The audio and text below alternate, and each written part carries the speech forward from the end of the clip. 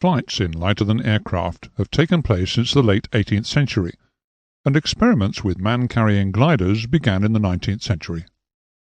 But the lack of a suitably lightweight and efficient power plant delayed the first successful powered flight until 1903, at the dawn of the 20th century. The steam engine, which was invented in the early 1700s, was heavy and inefficient. Because combustion took place outside of the engine, it was termed an external combustion engine.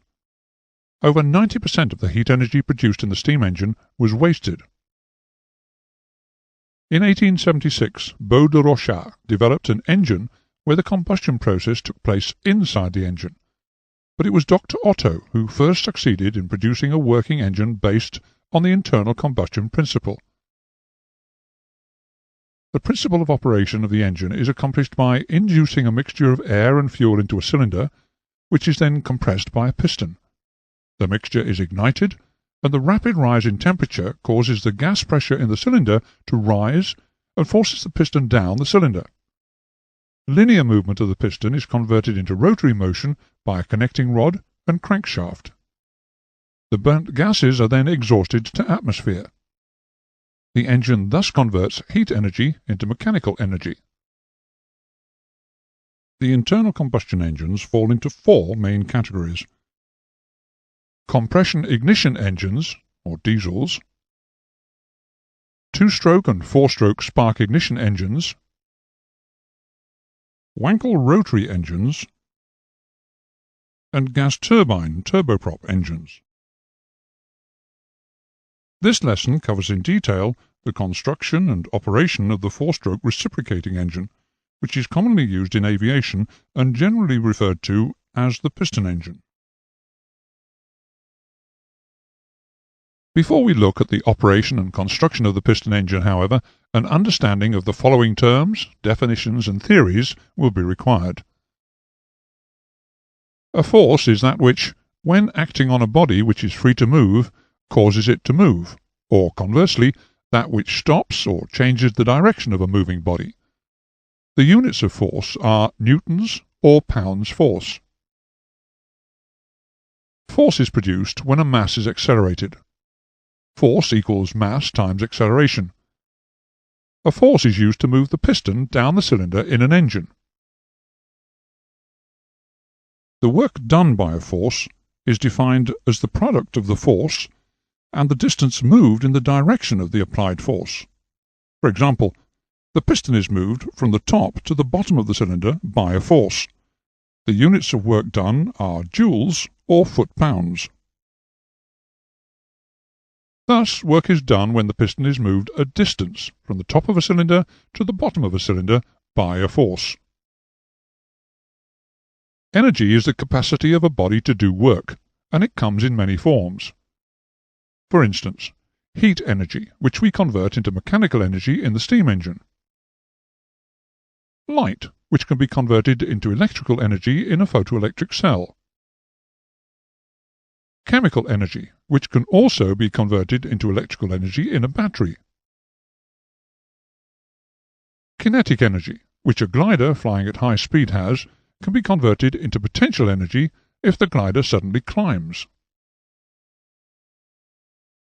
Conversely, the potential energy thus gained can be converted into kinetic energy if the glider dives from its newfound altitude. The unit of energy is the joule. You'll notice that we use the term converted when referring to the process of changing one form of energy into another. This was deliberate because the law of conservation of energy states that energy can be neither created nor destroyed, only its form may be changed. For instance, the chemical energy of the fuel is converted to heat energy during combustion in the engine. The engine then converts this to mechanical energy. Power is the rate of doing work. It can be expressed as work done per unit time. Work is done as the piston moves in the cylinder. It's moved by a force a certain distance a number of times a minute, and so the power thus generated can be measured. The unit of power is either joules per second, which equals watts, or foot-pounds per minute, equating to horsepower. The horsepower is a measurement of power which is equal to 33,000 foot-pounds a minute.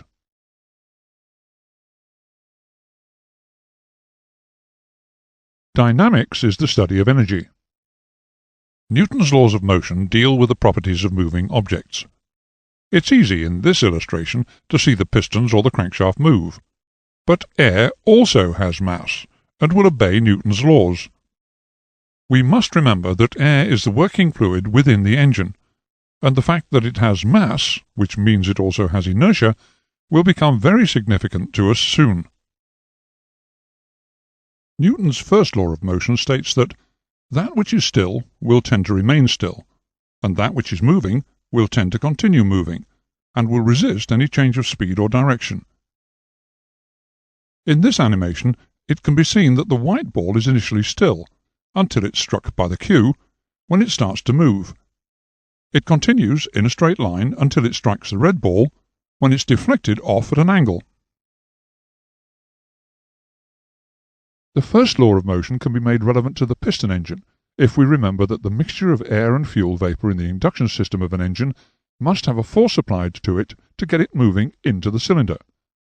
Once the mixture gets moving, its inertia will keep it moving until the increasing pressure in the cylinder opposes that movement. Newton's second law of motion states that if it is required to alter the state of rest or uniform motion of a body, or change its direction, a force must be applied to it, and the more sudden the change desired, and the greater the mass affected, the greater the force required. The second golf ball has to be moved further than the first. In the first case, the club used is a 7-iron. In the second case, it's a driver. The golfer in both cases uses exactly the same swing. The relevance of Newton's second law to the piston engine can be illustrated by imagining the force required to move the piston in the cylinder. If the engine is only lightly loaded, as shown here with the aircraft in a shallow dive, then just a small force on the piston will be required to move it. If, on the other hand, the engine is under load, as it is here during a take-off and climb, then a greater force will be required to push the piston down in the cylinder. We've indicated this by increasing the number and size of the arrows pushing the pistons down. Newton's third law states that the application of a force upon a body will cause an equal and opposite reaction upon the surface which produces the force. A practical demonstration of the effect of Newton's third law is probably best found in the gas turbine engine or the rocket. The acceleration of gases from the rear of either of these machines generates a reactive force which propels them forward.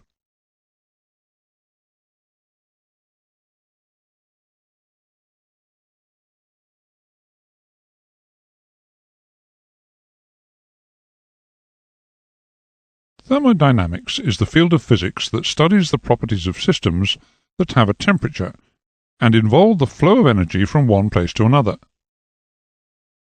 The first law of thermodynamics states that heat and mechanical energy are mutually convertible, and the rate of exchange is constant and can be measured. To bring this law into the context of piston engines, imagine two metal surfaces being rubbed together without lubrication. Heat will be generated, and this can be measured with a temperature gauge. This is an example of mechanical energy converted into heat energy. Conversely, when fuel is burnt in a piston engine, the heat energy in the fuel is converted to mechanical energy by the action of the pistons and the crankshaft. This mechanical energy can also be measured. In this case, we show a dynamometer measuring the power output of an automobile engine.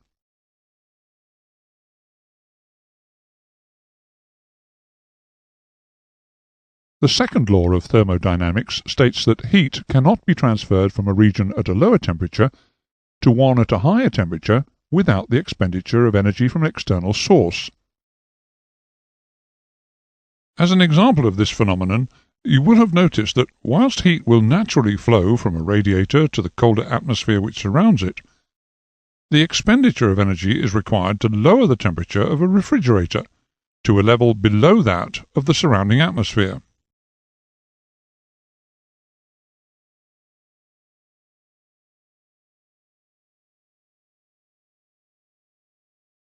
Daniel Bernoulli, a Swiss scientist who was born in 1700 and who died in 1782, discovered certain properties relating to fluids in motion. He expressed these properties in the mathematical statement that the total energy in a moving fluid or gas is made up of three forms of energy: the energy due to its height or position, the potential energy, the energy due to its pressure, and the energy due to its movement, the kinetic energy, and that in a streamlined flow of an ideal fluid, the sum of all of these is constant. If we just consider airflow as opposed to any other fluid or gas flow, the potential energy in that airflow can be assumed to be constant. Thus, we can modify the previous statement for all practical aerodynamic purposes by saying that the kinetic energy plus the pressure energy of a smooth flow of air is always constant. Thus, if the kinetic energy is increased, the pressure energy will drop in proportion so as to keep the total energy constant.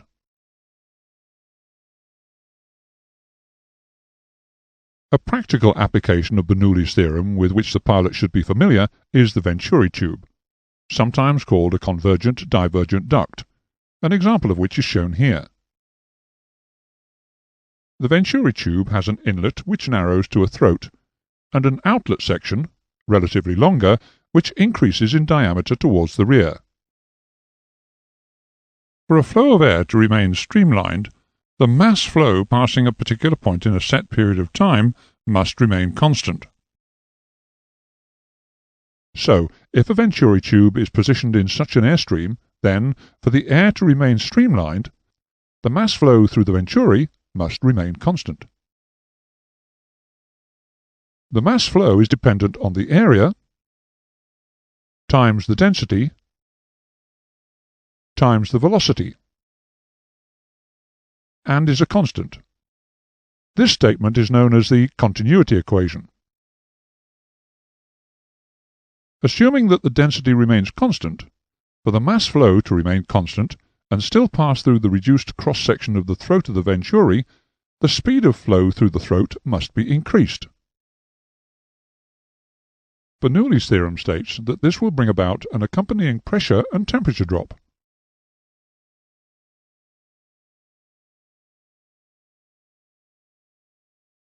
The use of Venturi tubes has many applications in aircraft systems.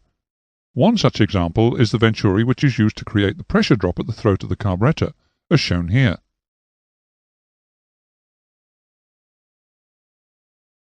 Gases behave differently from the other two commonly studied states of matter, solids and liquids, so we have different methods for treating and understanding how gases behave under certain conditions.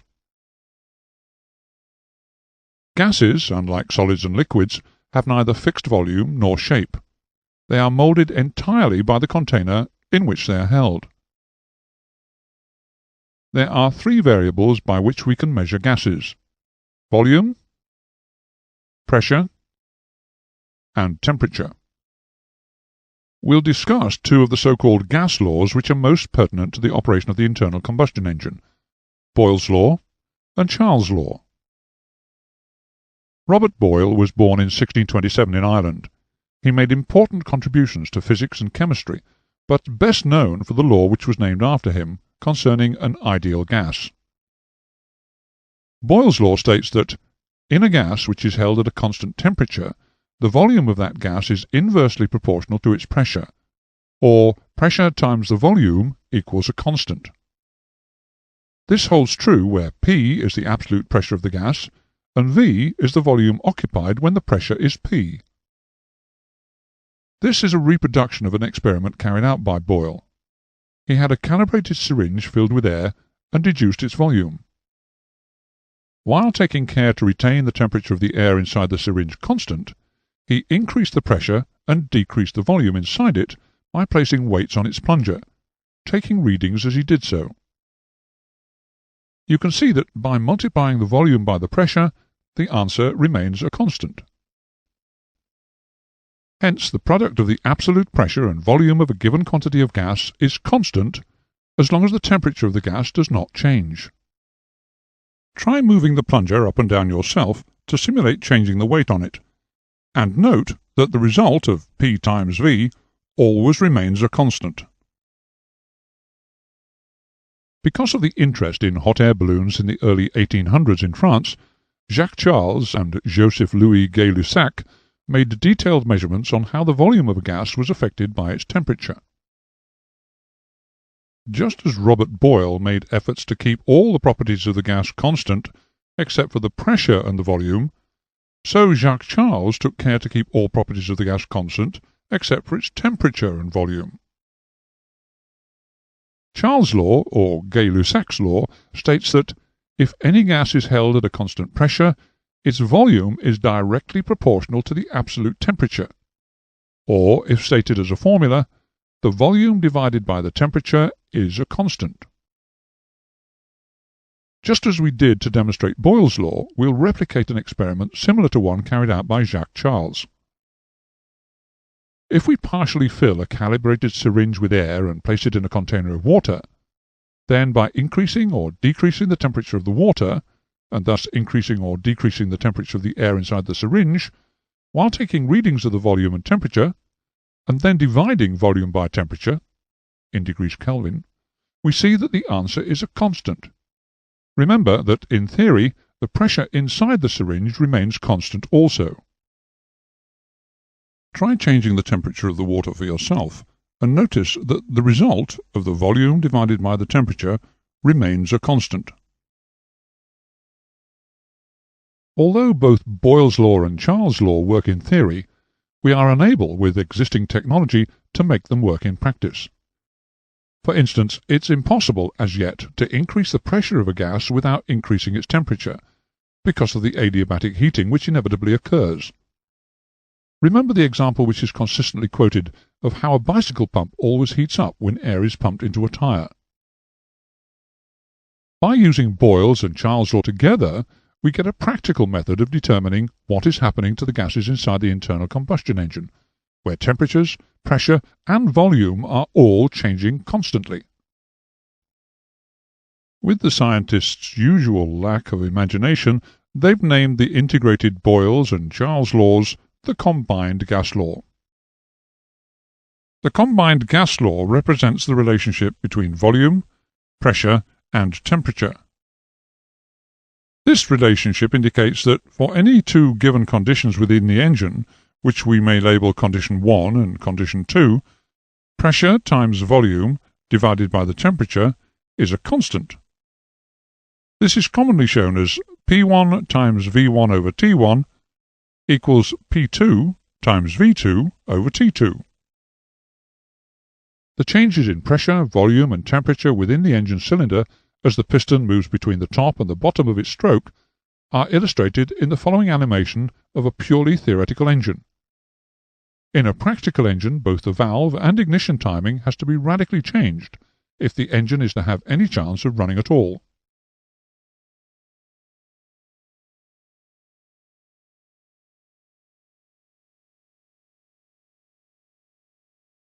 On the induction stroke, the piston moves down, increasing the volume available for the incoming mixture, and the pressure inside the cylinder thus reduces. Use the repeat button to show the process again. On the compression stroke, the cylinder volume is reduced. Because both the inlet and exhaust valves are closed as the piston rises, the pressure inside the cylinder increases, as does the temperature. Use the repeat button to show the process again. In this theoretical engine, combustion is assumed to occur instantaneously at top dead center. Because of this, the engine is said to be a constant volume engine. However, as we shall learn later, in the practical engine, combustion actually occurs relatively slowly. The power stroke in the theoretical Otto cycle starts with the mixture being ignited and simultaneously burning with the piston at top dead center. The resulting initial rapid rise in temperature expands the gases, increasing the pressure in the cylinder, driving the piston down. Subsequently, as combustion ceases, the volume of the cylinder increases, the pressure will fall, and with it the temperature. Use the repeat button to show the process again. On the exhaust stroke, momentum keeps the piston moving. As it rises, the volume inside the cylinder decreases, and even with the exhaust valve fully open, the pressure will rise slightly as the piston ascends to expel the gases to atmosphere. This will cause the gas temperature to increase slightly. Use the repeat button to show the process again. This is the end of the first sortie into the mysteries of the internal combustion engine. In the next lesson, we'll investigate a few more definitions and then delve a little more deeply into the way the piston engine is built.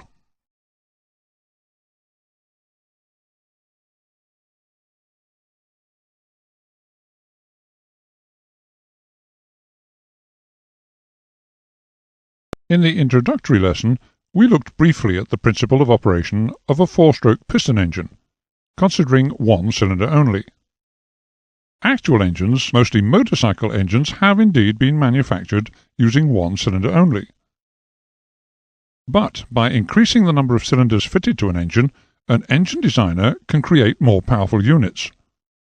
Adding more cylinders to a design also has the added advantage of enabling the engine to run more smoothly. A typical design for a light aircraft engine incorporates just 4 cylinders. The cylinders can be configured as either inline or horizontally opposed, the latter being the type of engine most favoured in most modern light piston-engined aircraft. The inline engine can sometimes be fitted to run inverted.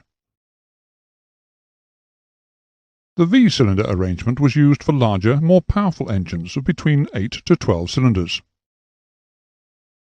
These engines, of which the Rolls-Royce Merlin and Griffon were 2 examples, were used in the fighter and bomber aircraft of World War II.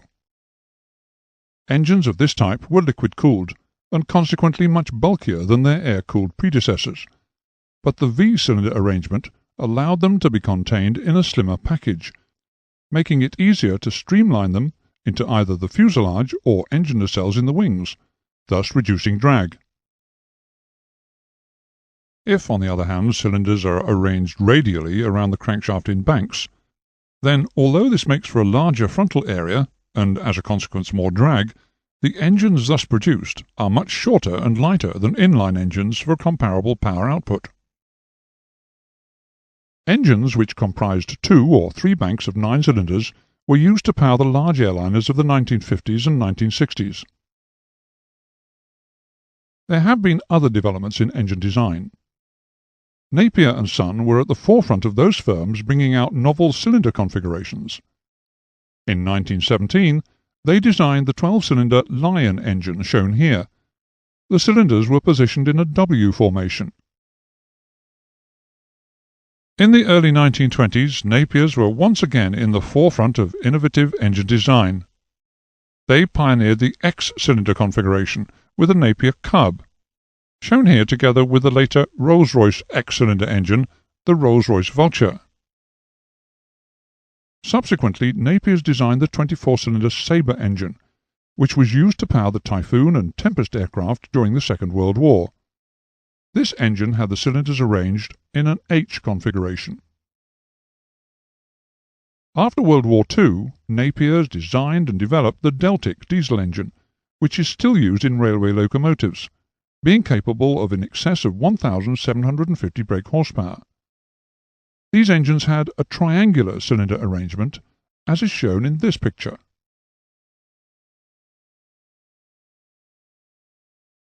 In the introductory lesson, we explained the basic principle of the four-stroke engine using the theoretical Otto cycle.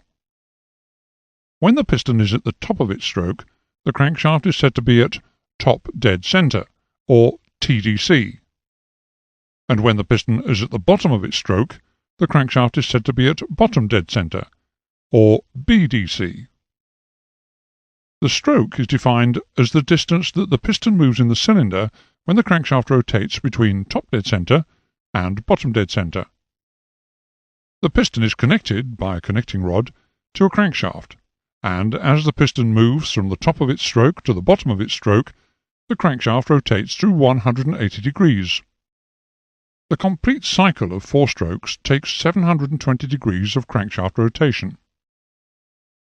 The distance between the centre line of the crankshaft journal and the centre line of the crank pin is the crank throw.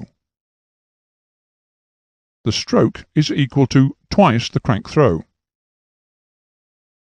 The internal diameter of the cylinder is called the bore. We'll use these terms, and others which we'll introduce later, to explain the Otto cycle.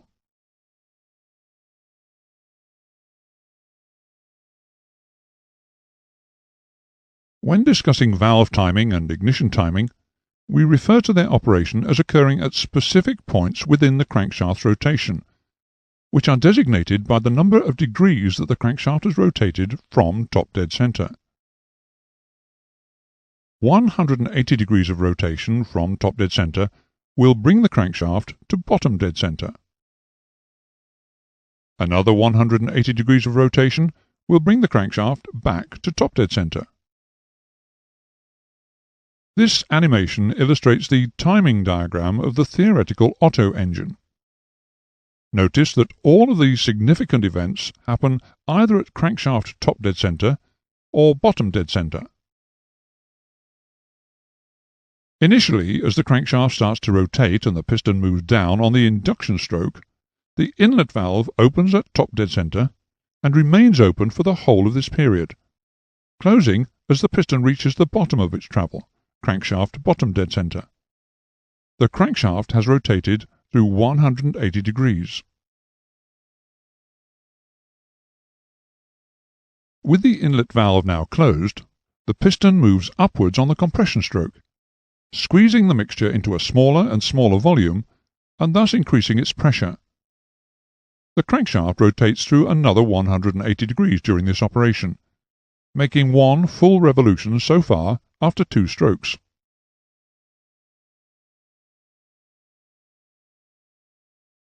The piston is now stationary at the top of its travel, at crankshaft top dead center, before it starts to travel down on the power stroke. In theory, it's during this period that combustion occurs instantaneously, being triggered by the ignition spark, which also occurred at crankshaft top dead center. Because of the piston being stopped, the volume of space in which combustion occurs is not changing. That is, it's constant. For this reason, as we stated in the previous lesson, the engine is called a constant volume engine. Because of combustion, the temperature of the gases trapped in the combustion chamber rises dramatically, causing the pressure on top of the piston to rise also. This forces the piston down on the power stroke, driving the crankshaft through yet another 180 degrees. When the piston reaches the full extent of its downward travel, with the crankshaft at bottom dead center, the exhaust valve opens.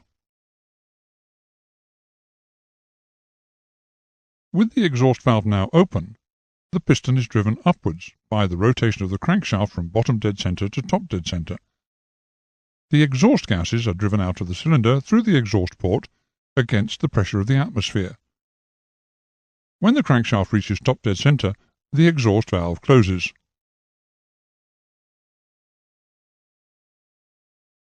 This completes the 4-stroke cycle. Remember, the 4 strokes are called induction, compression, power, and exhaust, and they always happen in this order. The crankshaft has completed 2 full revolutions during the period of the 4 strokes. The whole cycle now repeats continuously until it's terminated by switching off the engine.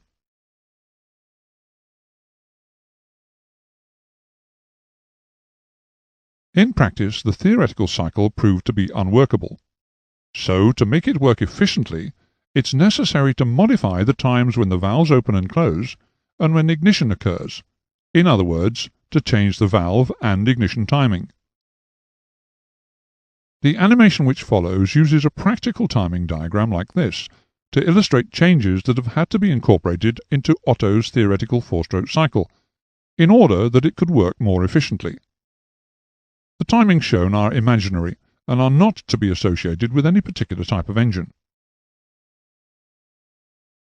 The first change to notice is that the inlet valve has been arranged to open 20 degrees before the crankshaft reaches top dead center. This will ensure that the valve is fully open early in the induction stroke.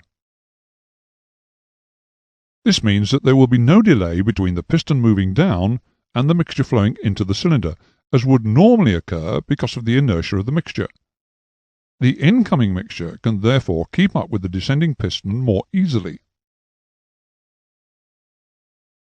The momentum of the mixture increases as the induction stroke proceeds, and towards the end of the stroke it is such that the gases will continue to flow into the cylinder even though the crankshaft has passed bottom dead center and has driven the piston upwards slightly.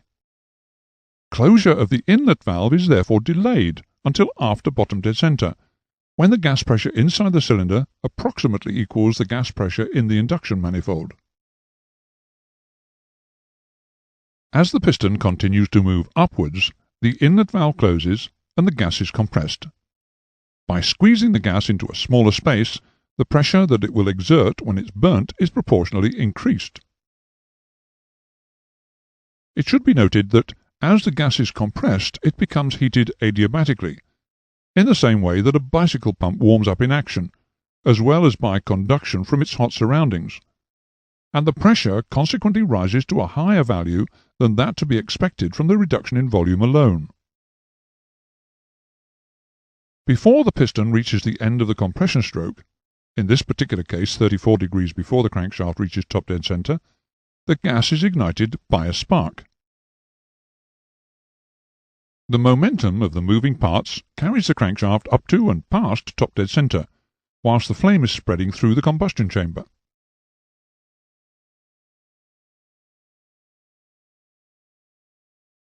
The intense heat raises the pressure rapidly to a peak value which is only reached when combustion is complete.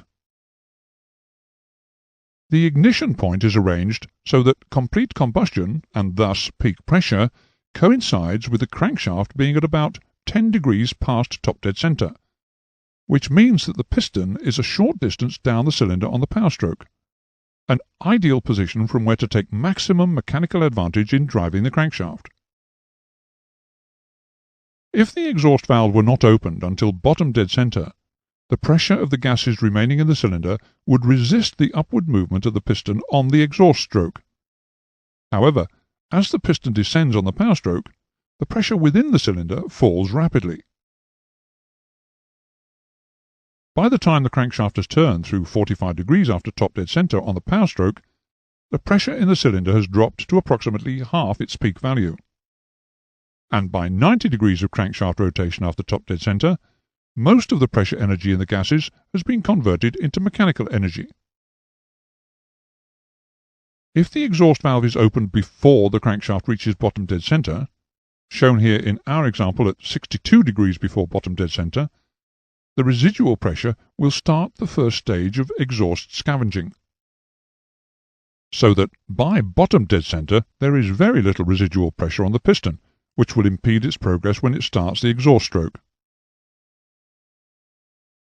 This procedure is called pressure scavenging. It does not produce a significant loss of mechanical energy for two reasons. Firstly, there is only a short distance left for downward movement of the piston after the exhaust valve is opened. And secondly, relatively little pressure is still being exerted on the piston by the cooled and expanded gases.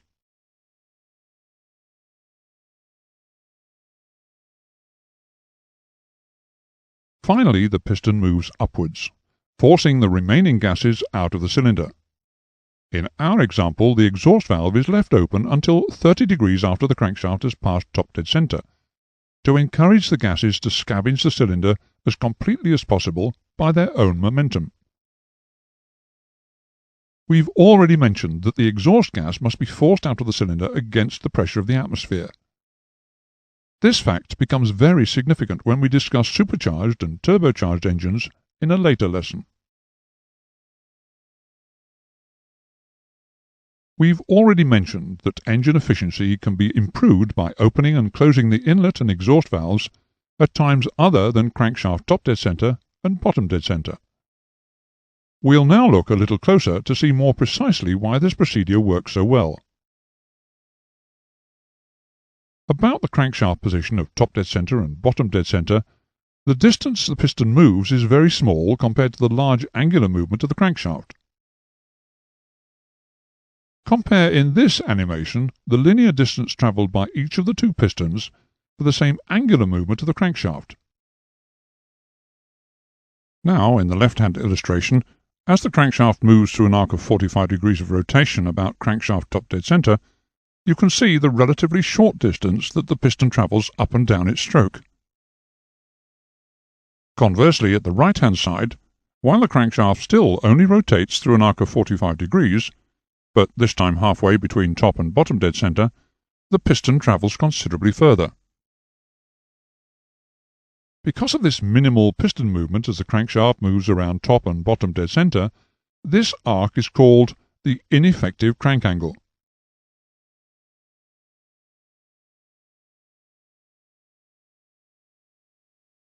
As there is little change in the cylinder volume as the crankshaft rotates through the ineffective crank angle, the weight of charge entering into the cylinder and the scavenging of the burnt gases can be improved by opening the valves early and closing them late.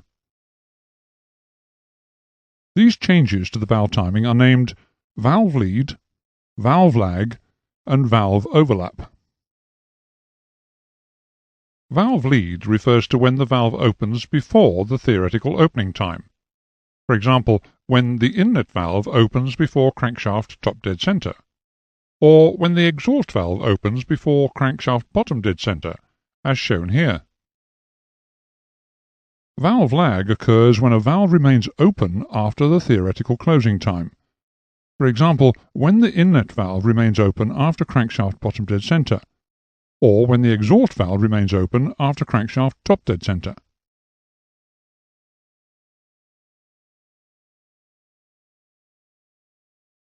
Valve overlap refers to a period when both valves are open together. During this period, the action of the exhaust gases flowing out of the cylinder tends to reduce the gas pressure in the cylinder to below that of the mixture in the induction manifold. Thus, the mixture starts to flow into the area of low pressure and assists in displacing the remaining burnt gases. By doing so, it improves the volumetric efficiency of the engine by inducing a greater weight of charge into the cylinder. The volumetric efficiency of an engine can be found by comparing the weight of mixture induced into the cylinder during engine operation to that which would fill the cylinder under standard atmospheric conditions when the piston is stationary at the bottom of its stroke. It's very important to remember that the valve timing for any particular aircraft engine, the setting which determines when the valves open and close, is fixed and does not vary with engine speed.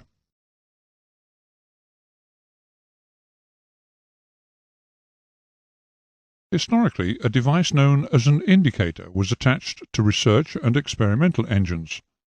This measured both the variations in cylinder pressure and the changes in piston position throughout the 4 strokes of the operating cycle. By means of a mechanically operated pen, the device plotted pressure against volume on what was known as an indicator diagram, or pressure-volume PV diagram, an example of which is shown here. Modern technology utilizes electronic sensing devices to obtain the same information. The indicator diagram is used to plot the variation in the pressure obtained. This determines the shape and the area enclosed by the graph. This area is representative of the work done on the gas and the power produced by the engine. This picture shows the indicator diagram opened out, so that the pressure areas under the curve can be more easily compared and measured. The area within the power column represents work done on the piston during the power stroke.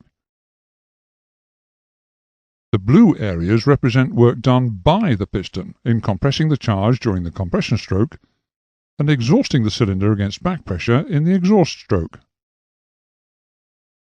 Subtracting the sum of the blue coloured areas from the area within the power column leaves us with the red block. This is the average pressure on the piston during the working cycle. It's termed the indicated mean effective pressure, or IMEP. Having found the indicated mean effective pressure in the cylinder, it's now possible to calculate the indicated horsepower, or IHP, of the engine concerned, using the formula IHP equals P times L times A times N times E divided by 33,000, where P equals the indicated mean effective pressure in pounds per square inch, L equals the length of stroke measured in feet, A equals the area of the cylinder measured in square inches, N equals the number of cylinders, E equals effective working strokes per minute, or half the RPM, and 33,000, which is a constant that enables us to change foot-pounds of work per minute into horsepower, 1 horsepower being calculated by James Watt to be the equivalent of 33,000 foot-pounds per minute. The SI unit of power is the watt, or 1 joule per second. 1 horsepower equals 746 watts. Indicated horsepower is really only a theoretical concept. Power is required both to turn the crankshaft and move the piston. This power is called friction horsepower. To deduce the amount of power which remains to do useful work, for example to turn the propeller or drive a gearbox, we must subtract the friction horsepower from the indicated horsepower. What remains is called brake horsepower, or BHP.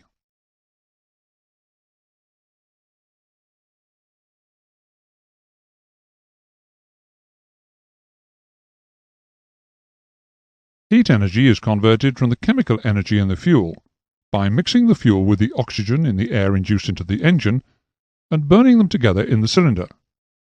This then is converted by the engine to mechanical power.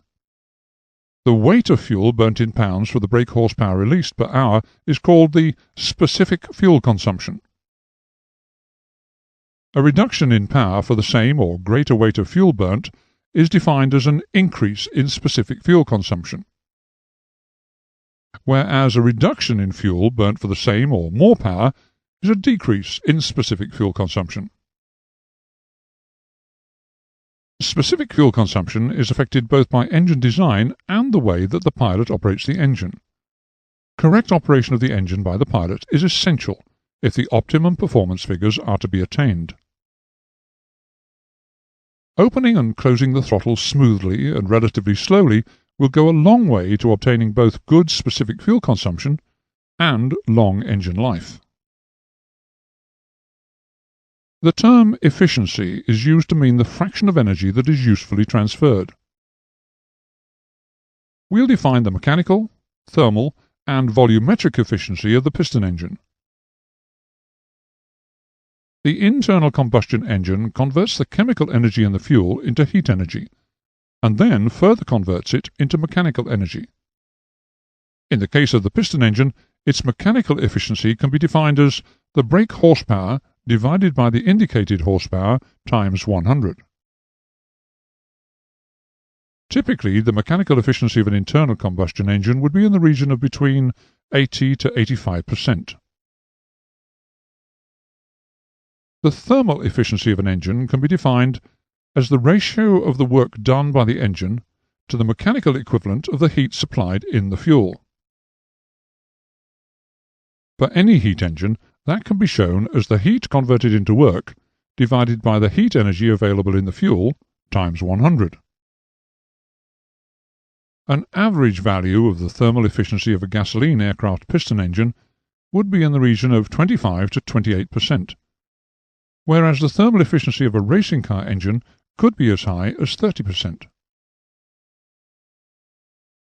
One way of improving the thermal efficiency of an engine design would be by increasing the compression ratio of that engine. More about compression ratio in a moment.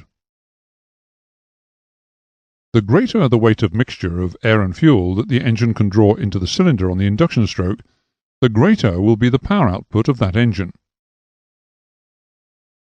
The volumetric efficiency of an engine is the ratio of the weight of gas induced into the cylinder on the induction stroke to the weight of gas which would fill the cylinder at standard temperatures and pressures expressed as a percentage. For an internal combustion engine, this can be shown as volumetric efficiency equals the weight of mixture actually induced into the cylinder divided by the weight of mixture which would fill the cylinder at standard temperatures and pressures times 100.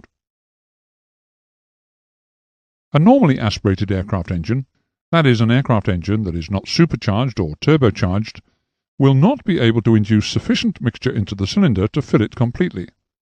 In fact, this type of engine would only have a volumetric efficiency of about 80%. Volumetric efficiency is affected by the size of the intake manifold, the carburetor throat, valve timing, and cylinder head design.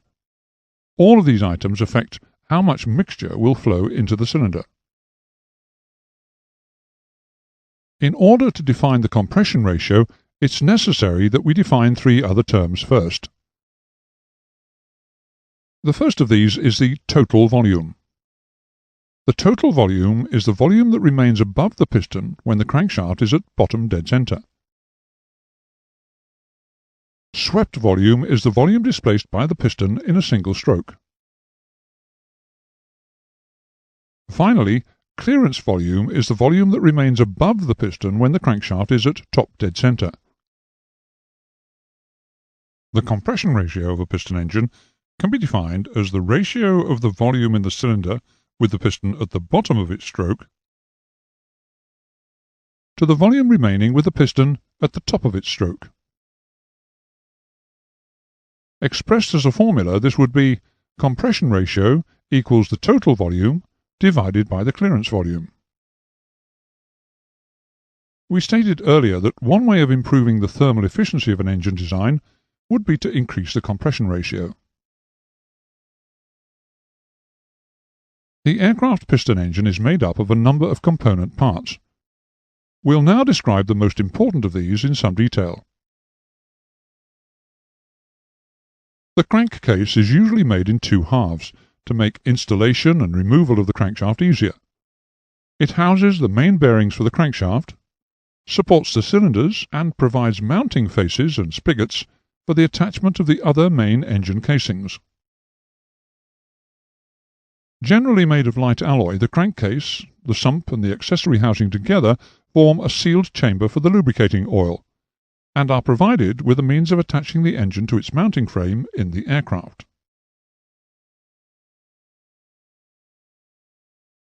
The crankshaft converts the reciprocating or linear motion of the pistons into rotary motion, and transmits torque to the propeller, and also provides the drive for accessories. The offset crank throw determines the piston stroke. The journals, the main part of the shaft, are supported by the main bearings in the crankcase. The pistons are attached by the connecting rods to the crank pin. The crankshaft will normally have as many crank throws as there are pistons. That is, 4 throws for a 4-cylinder engine. Passages are drilled through the crankshaft which communicate with oil ways in the crankcase.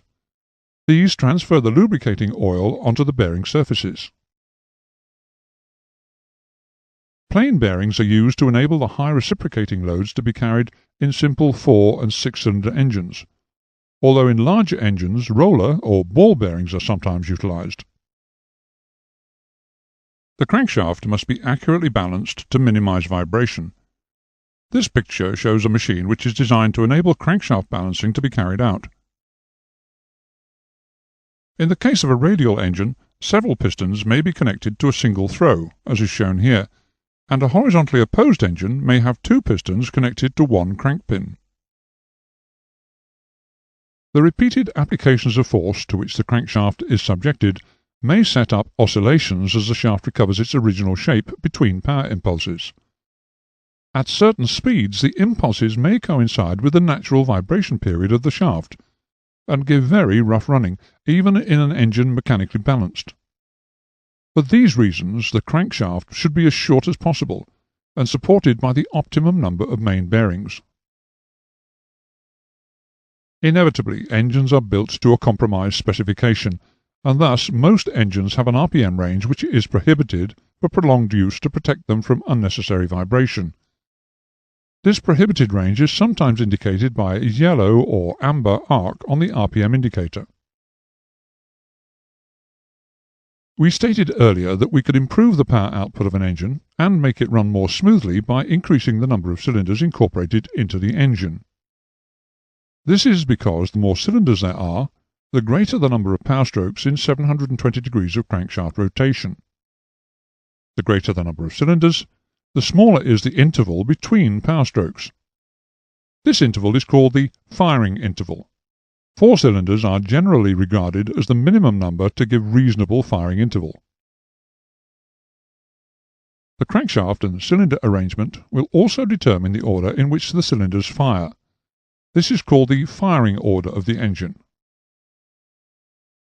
Typically, 4-cylinder inline aircraft engines have a firing order of 1, 3, 4, 2, although the Lycoming 4-cylinder horizontally opposed engine has a firing order of 1, 3, 2, 4.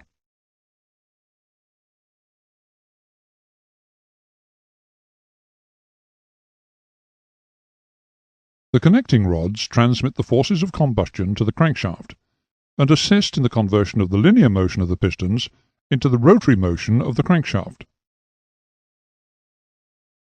A connecting rod is usually made of H-section high-tensile steel, which combines lightness with the strength necessary to withstand both the compressive and the tensile loads which are imposed as the piston changes direction at the end of each stroke. The connecting rod is joined to the crankpin of the crankshaft by a large white metal bearing situated at the big end of the rod. The white metal bearing is made up in 2 halves, which are called a shell bearing. The connecting rod is joined to the gudgeon pin in the piston by a smaller bearing at the little or small end. Generally made of aluminium alloy, the piston forms a sliding plug in the cylinder and transmits the force of the expanding gases via the connecting rod to the crankshaft. Bosses are formed to house the gudgeon pin, which connects the piston to the small end of the connecting rod. Circumferential grooves are machined in the piston to accommodate the piston rings. Piston rings provide the means of preventing combustion pressure leakage past the piston into the crankcase, and oil leakage into the combustion chamber. A number of piston rings can be fitted to a piston. Their arrangement will vary from engine to engine, but will be similar to that shown here. The compression rings prevent gas leakage into the crankcase. They are fitted into grooves cut into the upper portion of the piston. Gas passing down between the piston and the cylinder wall forces a compression ring down into its groove and outwards against the cylinder wall. A small amount of gas will pass the top ring, so a second and sometimes a third compression ring is fitted. The oil control ring prevents excess oil passing into the combustion chamber, and also spreads the oil evenly around the cylinder bore. Scraper rings are designed so that the bearing face is reduced in area and the bearing pressure consequently increased. The piston rings are generally made of a special grade of cast iron and are sprung against the cylinder walls. Cast iron has the ability to retain its elasticity when heated. It also has self-lubricating qualities due to the graphitic content of the metal. This is desirable because during the power stroke, the walls of the cylinder are exposed to the hot combustion gases, and the thin film of oil is burned away. Piston rings which are either worn or stuck in their grooves will cause excessive blue smoke, which is burnt oil, to be ejected from the exhaust pipe.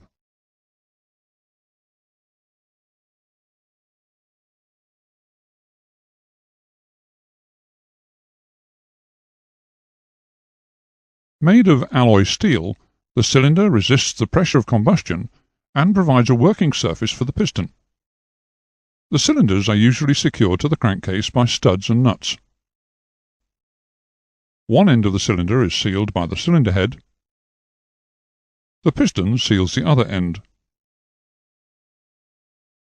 About 30% of the heat generated during combustion is transferred to the cylinders.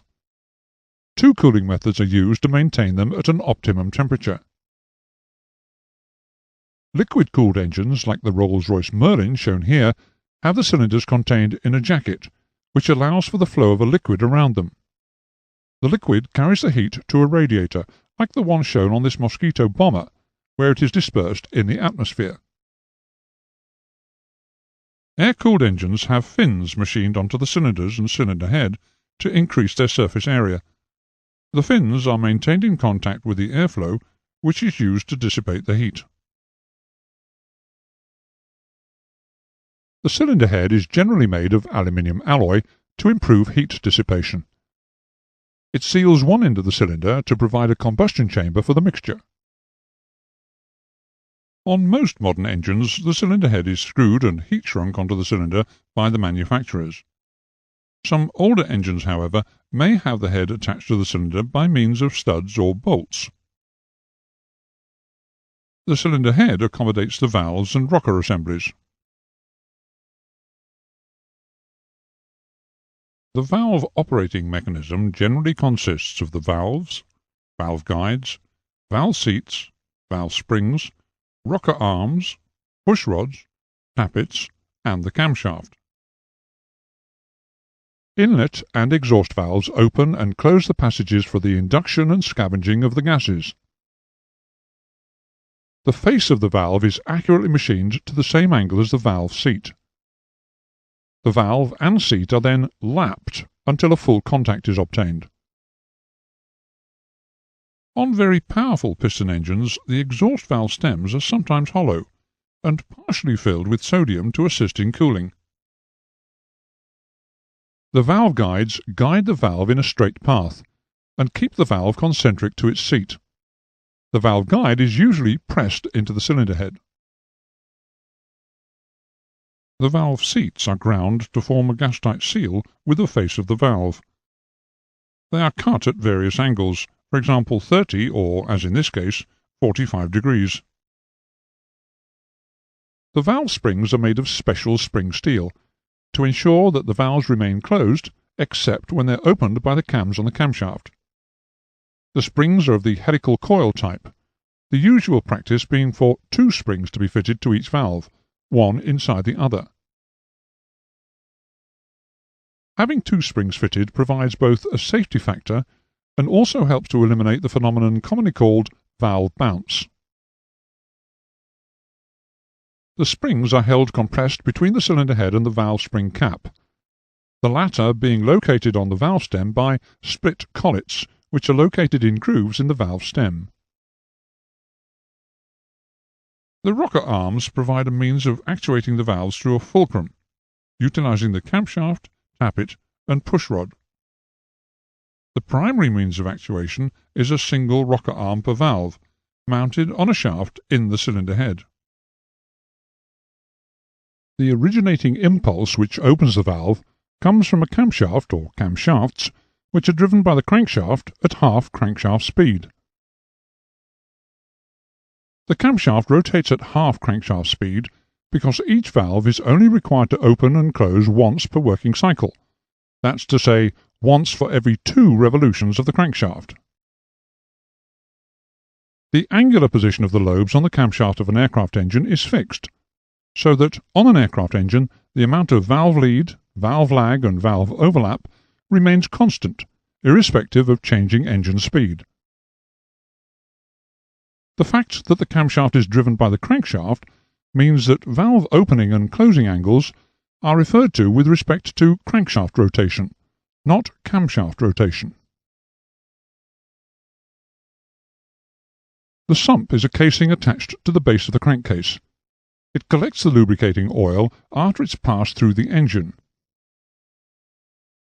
In wet sump lubricating systems, we'll have more detail about these in the lesson on lubrication, the sump also acts as the oil reservoir, and all the oil is contained within it. In this particular engine, the induction system runs through the sump. The inlet manifold for each cylinder can be seen exiting the sump.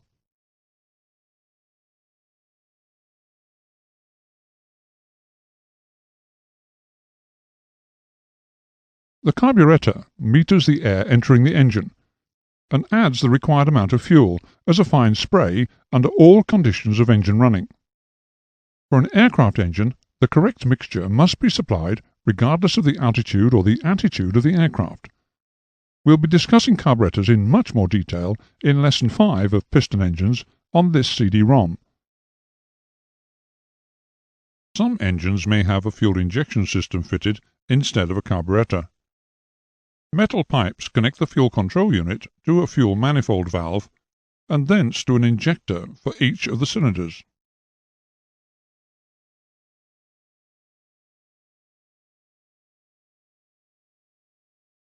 For the engine to operate, supporting systems are needed, and they will need power to drive them. Oil pumps, fuel pumps, superchargers and magneto-ignition systems may be fitted to the accessory housing and driven via gears by the crankshaft. The housing casing is fastened securely to the rear of the crankcase. It encloses the gear train and provides the mounting pads for the ancillary equipment. In some engines, a starter motor may be fitted to the housing. The accessory housing can also provide the drive to power aircraft systems such as electrical generation, hydraulics, and pneumatic systems. Lower-powered engines have the propeller connected directly onto the crankshaft. These are called direct drive engines. The most efficient speed of a propeller is comparatively low, as its tip speed must remain subsonic. Some engines may have to turn at very high rotational speeds in order that they can develop their full power. In circumstances where such an engine is used, to enable both the propeller and the engine to turn at their most efficient RPM, a reduction gear, such as the one shown here in this cutaway view, is used. The valves are continuously heated by combustion and expand at a greater rate than the rest of the operating mechanism. If there was no clearance between the valve tip and the rocker pad, then, as the valve expanded due to it being heated, it would no longer sit on its seat, and gas leakage would occur out of the cylinder. On older engine designs, to ensure that the valves close fully, it's necessary for there to be a valve or tappet clearance. This is a small gap measured between the rocker pad and the valve tip. As the engine heats up, the small gap or valve clearance shown here allows the valve to expand at its own rate. The valve clearance will become smaller as the engine gets hotter, but the valve still remains shut. The valve clearance is measured between the rocker pad and the valve tip by devices called feeler gauges, similar to the ones shown here, and in engines with this type of system there is provision made on the rocker arm for the clearance to be adjusted. Excessive valve clearance will cause the valve to open late and close early. On the other hand, too little clearance will have the opposite effect of causing the valves to open early and close late, and may even prevent the valves closing at all, thereby producing an event called popping back into the carburetor, which is where the flame of combustion in the cylinder is allowed to pass through the open inlet valve into the inlet manifold, and thence to the carburetor. The same effect can be caused by an inlet valve which is sticking in its guide. More modern designs of engines have hydraulic tappets incorporated. A hydraulic tappet is made in two main parts, one sliding within the other. Oil, which is supplied under pressure, causes the tappet to lengthen and take up any clearance when the engine is running. Thus, hydraulic tappets run with no valve clearance. They are pressurized using oil, which maintains contact throughout the valve operating mechanism and automatically adjusts for thermal expansion. Thus, valve operation is improved and tappet noise is reduced. Aircraft engines are classified by cylinder arrangement, type of drive, direction of rotation, cylinder capacity, cooling method, fuel system type, and whether they are supercharged, turbocharged, or normally aspirated. This engine is a Textron-Lycoming IO540. The I in the designation states that this engine is a fuel-injected engine. The O in the designation determines that it has a horizontally opposed cylinder arrangement. The 540 indicates the cylinder displacement of 540 cubic inches. This concludes the engine's general lesson.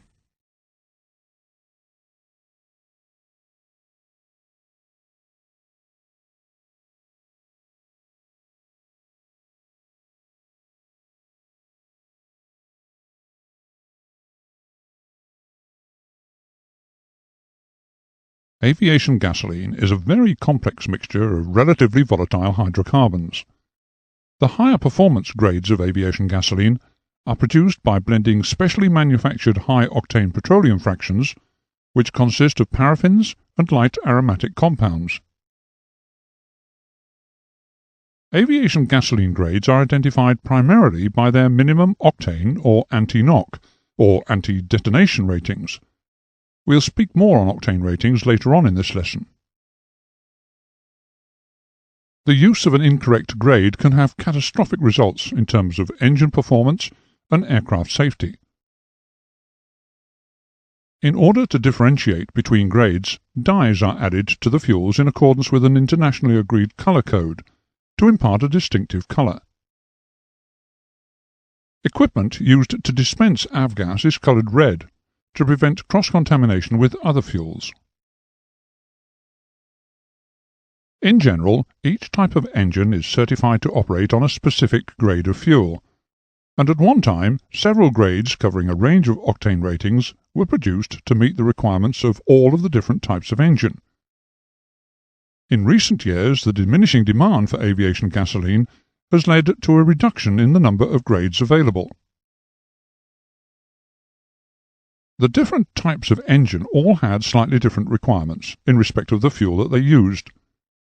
These different requirements covered the fuel's calorific value, its volatility, startability, stability, sulfur content, and octane rating. Thus, aviation gasoline is manufactured to conform with these exacting specifications, which are issued within the United Kingdom by the Directorate of Engine Research and Development, or DERD. The specification number for gasoline is DERD 2485, and that for kerosene is DERD 2454. Fuel grades lie within a specification, and therefore carry a blanket DERD number, followed by a grade which is not prefixed by the DERD notification. This list shows some of the grades of aviation gasoline which have been, and in some places in the world may yet be, available. Avgas 80 is red in colour. It contains little or no lead, and when tested it's found that it will detonate as if it was an 80-octane fuel in a weak mixture, and as if it was an 87-octane fuel in a rich mixture. Avgas 100 contains 4 grams of lead per gallon, and is coloured green to distinguish it from low-lead fuel. Its weak mixture octane rating is 100, while its rich mixture octane rating is 130. Although it's still available in some parts of the world, it is becoming more and more scarce. Avgas 100LL is now the most widely available gasoline grade. Containing only 2 grams of lead per gallon, it has replaced both Avgas 80 and Avgas 100 in most areas of the world. It's coloured blue. MoGas stands for motor gasoline. Some aviation authorities do allow the use of motor gasoline for some aircraft. Within the United Kingdom, aircraft authorised for the use of MoGas are laid down in airworthiness notices numbers 98 and 98A, B, and C. It has a higher volatility than avgas, and thus carburetor icing and vapour locking is much more likely. Information on the use of MoGas can also be found in CAA Safety Sense Leaflet number 4A. Diesel engines are being fitted into light aircraft more and more, as diesel technology improves the power-to-weight ratio of this type of engine.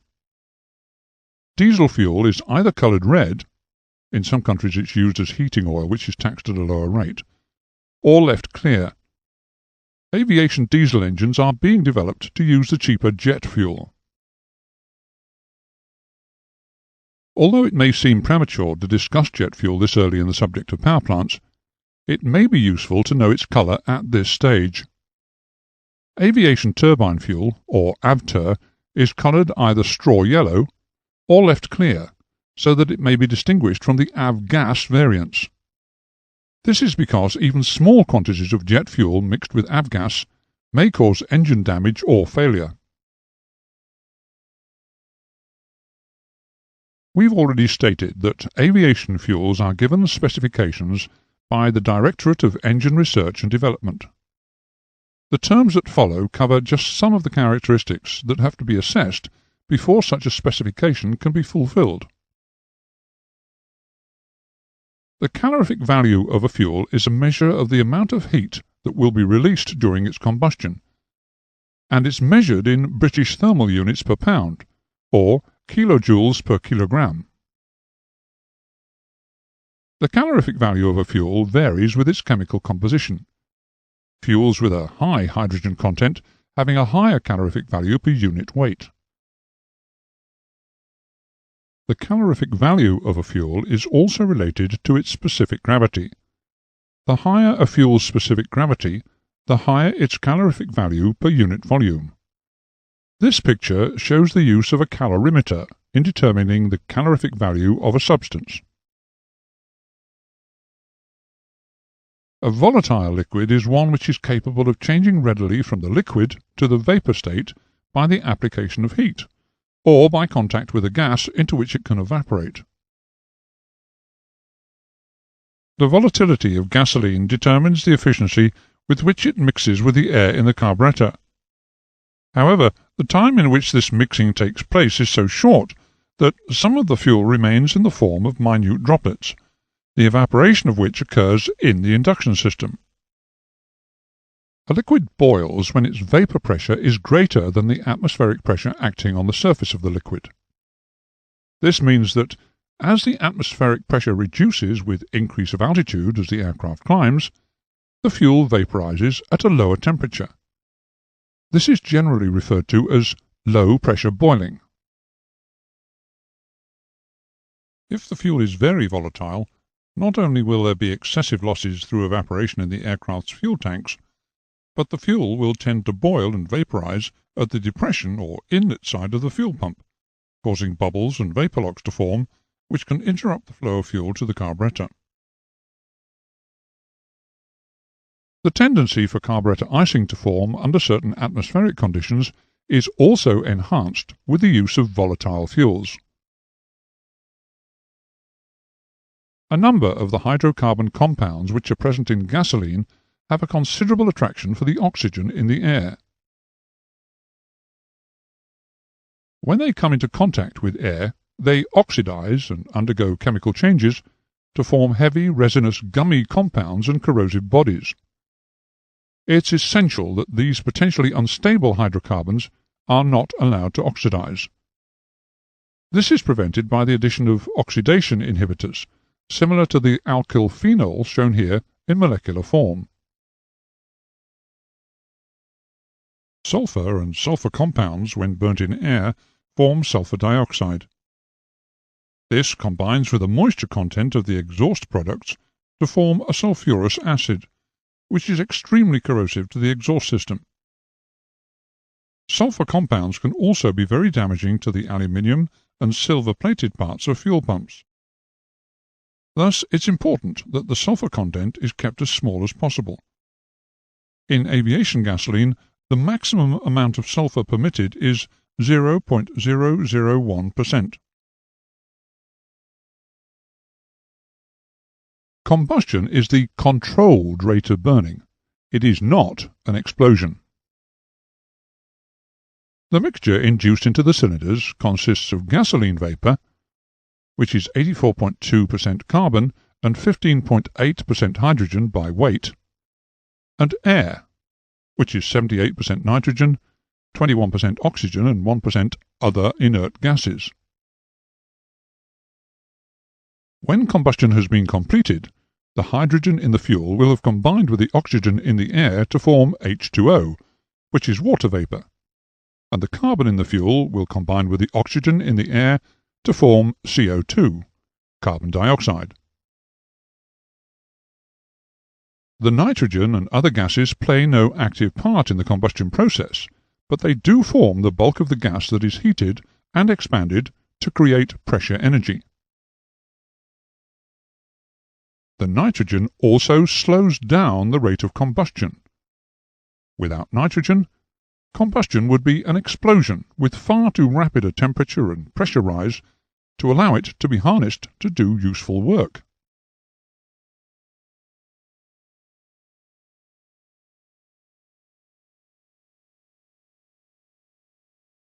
When normal combustion takes place, the compressed charge in the cylinder is ignited by the spark and burns steadily with a flame speed or flame rate of 60 to 80 feet per second, giving a steady and smooth temperature and pressure rise in the combustion chamber. Maximum pressure will be generated when combustion has been completed, and ideally this should occur when the crank is at 8 to 10 degrees after top dead center, where, because of the ineffective crank angle, the volume of the combustion chamber is still at a minimum. Should maximum pressure conditions arise in advance of this, that is, at or before crankshaft top dead center, the engine would tend to run backwards, which we will not attempt to reproduce. The flame rate can vary slightly. For instance, the mixture will burn faster if it's made richer, or if the pressure in the cylinders increases. An instance of both of these events occurs on takeoff, when it's necessary to increase the mixture strength in order to ensure stable combustion because the engine is producing high power. The action of selecting a rich mixture shortens the time required for combustion. Therefore, a faster flame rate results. Conversely, if the mixture is weakened, perhaps in order to gain a better specific fuel consumption, the ratio of the weight of fuel to air changes, such that there is more air, and therefore nitrogen, per unit weight of fuel. You'll remember that nitrogen is responsible for slowing down the flame rate, and, as a consequence of its increased proportion, a slower flame rate results. The higher that the pressure of the fuel-air mixture can be raised before combustion, the higher will be the pressure of the burning gases. Consequently, the greater will be the power output and thermal efficiency of the engine. The compression pressure is governed by the compression ratio of the engine, and is limited by the tendency of the fuel to detonate or knock. During normal combustion, the flame travels smoothly and steadily through the mixture, as the advancing flame front heats the gases immediately ahead of it, so that they in turn burn. Detonation, on the other hand, occurs after ignition and is unstable combustion. Progressively more and more heat is concentrated in the flame front, which is brought to bear on the remaining unburnt portion of the mixture, termed end gas, and its temperature is raised. In addition, the burnt gases have expanded, so that the end gas is subjected to an increasing pressure. Ultimately, there is sufficient pressure and heat available to bring all the end gas to the point of combustion at the same instant, and it explodes with a rapidity comparable to that of a rifle shot. The flame rate increases to 1,000 feet per second, with a degree of violence which will depend on the amount of end gas that remains.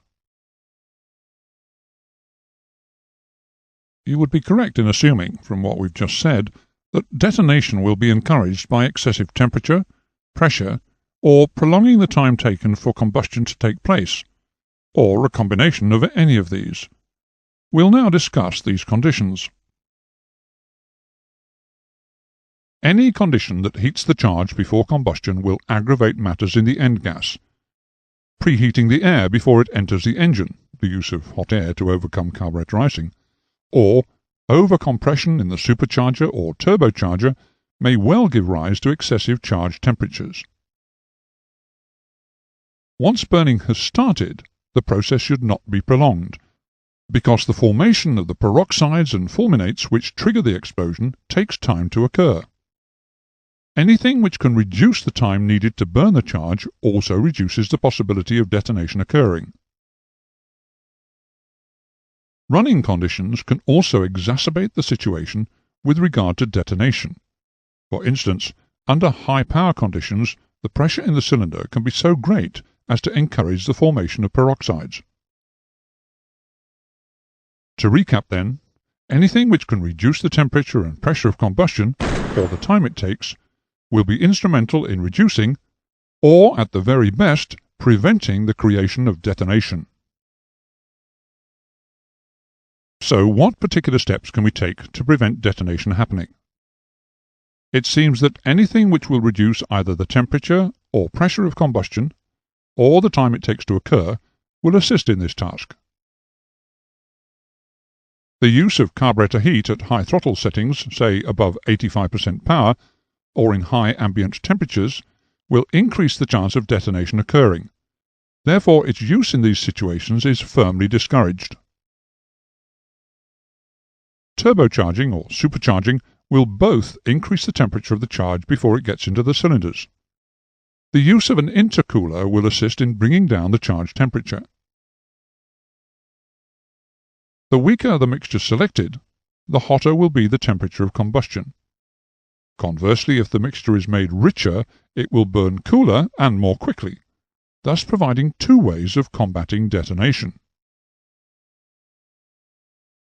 Overheated cylinders, the formation of carbon or coke in the cylinder head, like the one shown here, which will prevent heat dissipation, will both assist in bringing the temperature of combustion up to the point where it will generate detonation. Running engines at the optimum cylinder head temperature, and ensuring that regular maintenance prevents the formation of carbon deposits inside the engine, are sure methods of minimizing the occurrence of detonation. If possible, the flame should be started from the vicinity of some hot spot, such as the exhaust valve, so that the end gas is pushed away from the hottest parts of the combustion chamber and compressed into a cooler part. One way of reducing the time taken for the flame front to travel across the combustion chamber is to initiate the flame simultaneously from two spark plugs. Certain running conditions can also assist in delaying the onset of detonation. For example, the same power may be obtained at a higher engine speed by using a finer propeller pitch. This enables a smaller throttle opening to be used, which helps in two ways. The smaller throttle opening reduces the cylinder pressure, and the higher running speed cuts down the time available for detonation to develop. A third way of reducing the time it takes for the flame to travel across the combustion chamber is to design the combustion chamber and the inlet ports in such a way as to cause turbulence to occur within the incoming mixture. This will have the effect of accelerating the flame front. We've already stated that the ignition is timed to ensure that all combustion will have been completed by the time the crankshaft has rotated about 8 to 10 degrees into the power stroke. Advancing the ignition timing, in other words igniting the mixture too early, will cause cylinder pressures to rise too rapidly, generating peroxides and fulminates, and thus detonation will occur. Maintaining the correct ignition timing will thus help to prevent detonation, by maintaining the combustion pressure at a level which will not produce the ingredients of detonation. It's important that the recommended octane rating of the fuel for a particular engine is used. If a fuel with an octane rating lower than that which is recommended is used, it will promote detonation, especially under high power conditions. The explosion of the end gas can cause the piston crown to burn, and eventually to collapse. Overheating of the combustion chamber can also occur. This picture shows a piston which has been severely damaged by detonation. The piston crown has been burnt, and eventually it's disintegrated. Detonation may cause the valves to split and distort. It can also possibly burn the sparking plug electrodes.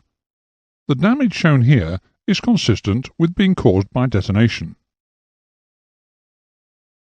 There is also a sudden rise in pressure as detonation occurs, which applies a shock loading to the engine component parts, which may cause mechanical damage, particularly to the big end bearings and even the connecting rod, although the case shown here is extreme.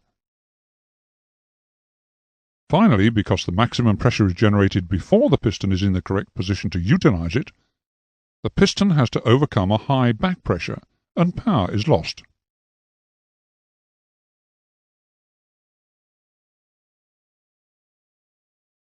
The fact that detonation is occurring can be recognized by a metallic knocking sound, sometimes called pinking, which is caused by the violent vibrating pressure waves striking the walls of the combustion chamber.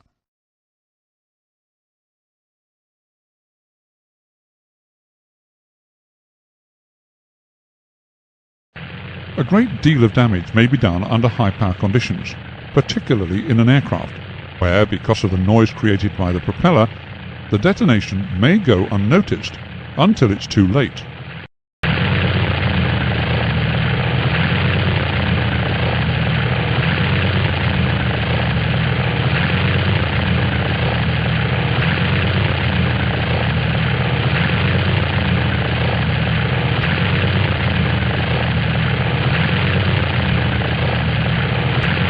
We've already stated that if a fuel of a lower octane rating than that recommended is used, it will promote detonation, especially under high power conditions. The octane rating of a fuel is obviously very important.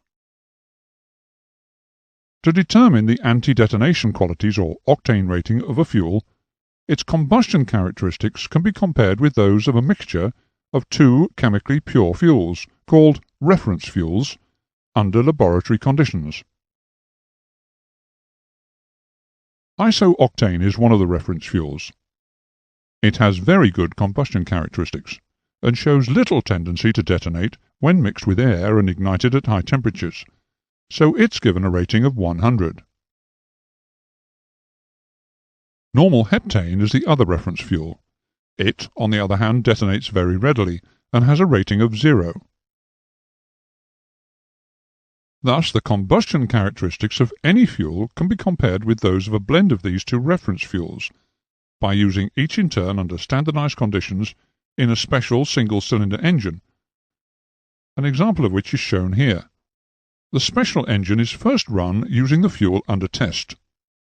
A blend of the two reference fuels is then prepared, which will produce the same degree of detonation in the engine as did the fuel under test. If, for example, that blend of reference fuels was 95% isooctane and 5% normal heptane, and it performed identically in the special engine, the fuel under test would be given an octane rating of 95. Originally, tests were based on an air-fuel ratio which gave maximum detonation, but this condition is not truly representative of the working range of the engine. Maximum detonation occurs with economical mixtures used for cruising, but for takeoff and climbing, rich mixtures are used. It's important to know how the fuel will behave under these varying mixture strengths, and so aviation fuel has two ratings. The two ratings are sometimes referred to as the performance number or performance index. As an example, Avgas 100LL is a 100-octane fuel with a performance number of 100/130. The lower figure is the weak mixture octane value, and the higher figure is the rich mixture octane value. It follows that if an engine is designed to use a certain grade of fuel, then a lower grade should never be used, as this would cause detonation to occur, especially at high power settings. If at any time a fuel with the correct octane rating is not available, then a fuel with a higher octane rating must be used. Detonation can be avoided by putting small quantities of additives into the fuel, the principal one that used to be employed being tetraethyl lead or TEL. The action of tetraethyl lead was to reduce the formation of peroxides during combustion, and by doing so, it increased the octane rating of the fuel. This picture shows a molecule of tetraethyl lead, which can be thought of as an atom of lead surrounded by a hydrocarbon cage.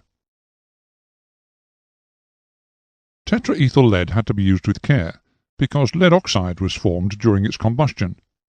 Lead oxide isn't volatile at the temperatures that normally occur within the cylinder, so it had a tendency to stay inside the engine. Unfortunately, it was corrosive to the exhaust valve seat, and the sparking plug electrodes. It was thus necessary to add ethylene dibromide to the fuel, which changed the reaction which occurred during combustion so that the lead oxide was converted to lead bromide. Lead bromide is volatile, and thus it was ejected with the exhaust gases. The lead content of the fuel was thus exhausted into the atmosphere, where it was able to infiltrate the bodies of anyone unfortunate enough to ingest it. This map of Florida shows places, marked by purple dots, where drinking water was contaminated by ethylene dibromide to levels exceeding 2 micrograms per litre. The concentrations conform closely to areas with heavy gasoline usage. Lead has an extremely harmful effect on the human body, and a high enough dosage can kill. Recently there has been increased concern over the environmental effects of the lead content of 100LL avgas, and in response the oil companies have been trying to develop unleaded avgas. They have had some success at the lower octane levels with lead substitutes such as benzene, toluene, and xylene, but have encountered significant obstacles in trying to produce an unleaded equivalent to 100LL, that is 100UL. Benzene is believed to cause cancers, leukemia, and anemia. Because of this and other factors, even more additives have had to be found to replace the lead which previously was added to the fuel. One of these additives is methyl tertiary butyl ether, or MTBE. The oxygen atom in MTBE, shown in red in this picture, helps provide extra oxygen for complete combustion, which raises the octane rating of a fuel, amongst other things. Unfortunately, MTBE has been found to be carcinogenic in very small quantities, so it too is being phased out of use. Ethanol is a form of alcohol which is slightly more expensive than MTBE. When ethanol is added to the fuel, it too has the effect of raising the octane rating in a similar manner to MTBE, but it has so far not been found to be harmful to humans. As with the MTBE molecule, note in this picture of an ethanol molecule the oxygen atom. Fuel additives that control deposits in the fuel system, the fuel injectors, the inlet valves, and the combustion chambers of reciprocating engines are produced from ethylenamines. To reduce the production of varnish in fuel system components, such as the fuel injectors, dispersant detergent additives are used. These take the form of chlorinated polybutenes. The use of better quality fuel in the engine has several benefits. The use of a higher octane fuel will allow the use of increased compression ratios, such as those experienced in this Formula One engine. Increased compression ratios give an increase in thermal efficiency, better fuel consumption, and an increase in engine power. Higher octane fuel used in an engine will allow the use of increased induction pressure and greatly increased power from a given engine by the use of a supercharger, like the one fitted to this Merlin engine. This is because the power output of an engine is directly proportional to the weight of mixture burnt in a unit time. Increased induction pressure would increase this weight, although the weight of charge induced will still ultimately depend upon the position of the throttle butterfly. Pre-ignition is the ignition of the charge before the spark occurs at the sparking plug. This is usually caused by a local hot spot in the combustion chamber, such as incandescent carbon or very hot sparking plug points. Pre-ignition can cause the engine to run very erratically. If, as in a car, the ignition switch is used to shut down the engine, it may continue turning over if it's still supplied with fuel. This is called running on. The engine performance will suffer greatly because the ignition is effectively advanced. This, in turn, will cause the engine to overheat, which exacerbates the situation. The most common contaminant in fuel is water. Water is always present in the fuel in varying amounts, despite the manufacturer's stringent quality control and the preventive measures taken during storage and transfer. However, further measures can be taken to minimize water accretion once the fuel has been transferred to the aircraft tanks.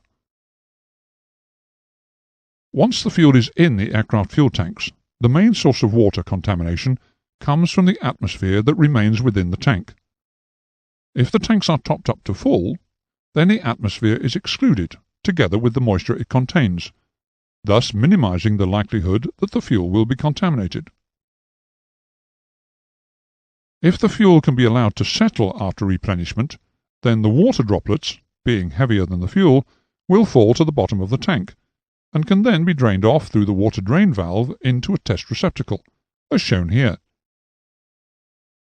Because the water is heavier than the fuel, it will be visible at the bottom of the test tube as a clear layer below the fuel. This concludes the lesson on fuel.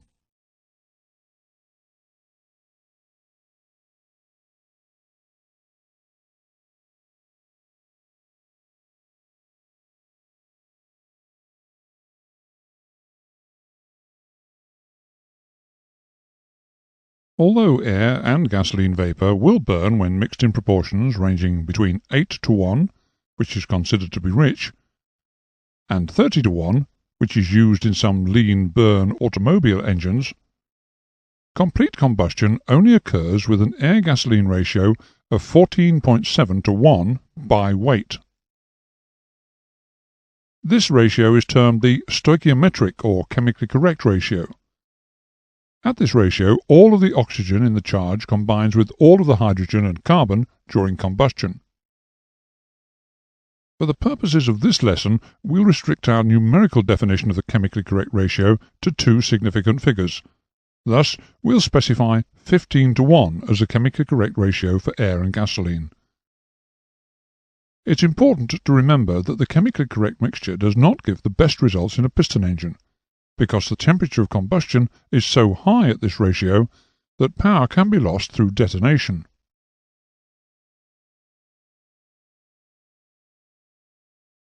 In practice, particularly in a carburetor induction system, mixing of the air and fuel particles and their distribution is less than perfect.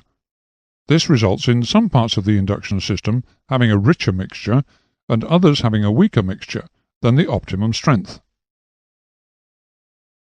This variation in mixture strength may even exist between one cylinder and another adjacent to it, as is evident in this example of a simple automotive twin-carburetor induction system, where the difference in the distance that the air-fuel stream has to travel between the carburetor and, say, the number 1 and number 2 cylinders will have a quantifiable effect on performance.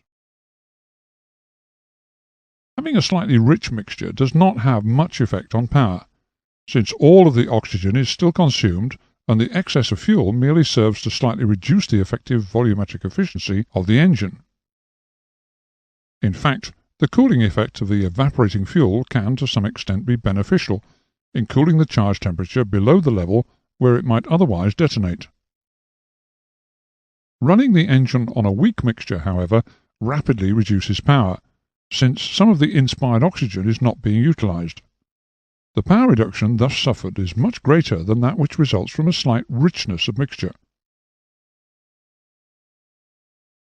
It is, therefore, quite common to run aircraft engines which are fitted with carburetors, when maximum power rather than best fuel economy is the objective, at somewhat richer than the chemically correct mixture, for example about 12.5:1, to ensure that no cylinder is left running at severely reduced power from being unduly weak. A mixture which is weaker than the chemically correct ratio, besides burning at a lower temperature than that which would occur with the chemically correct ratio, also burns at a slower rate than the chemically correct ratio, because of the greater proportion of nitrogen in the cylinder.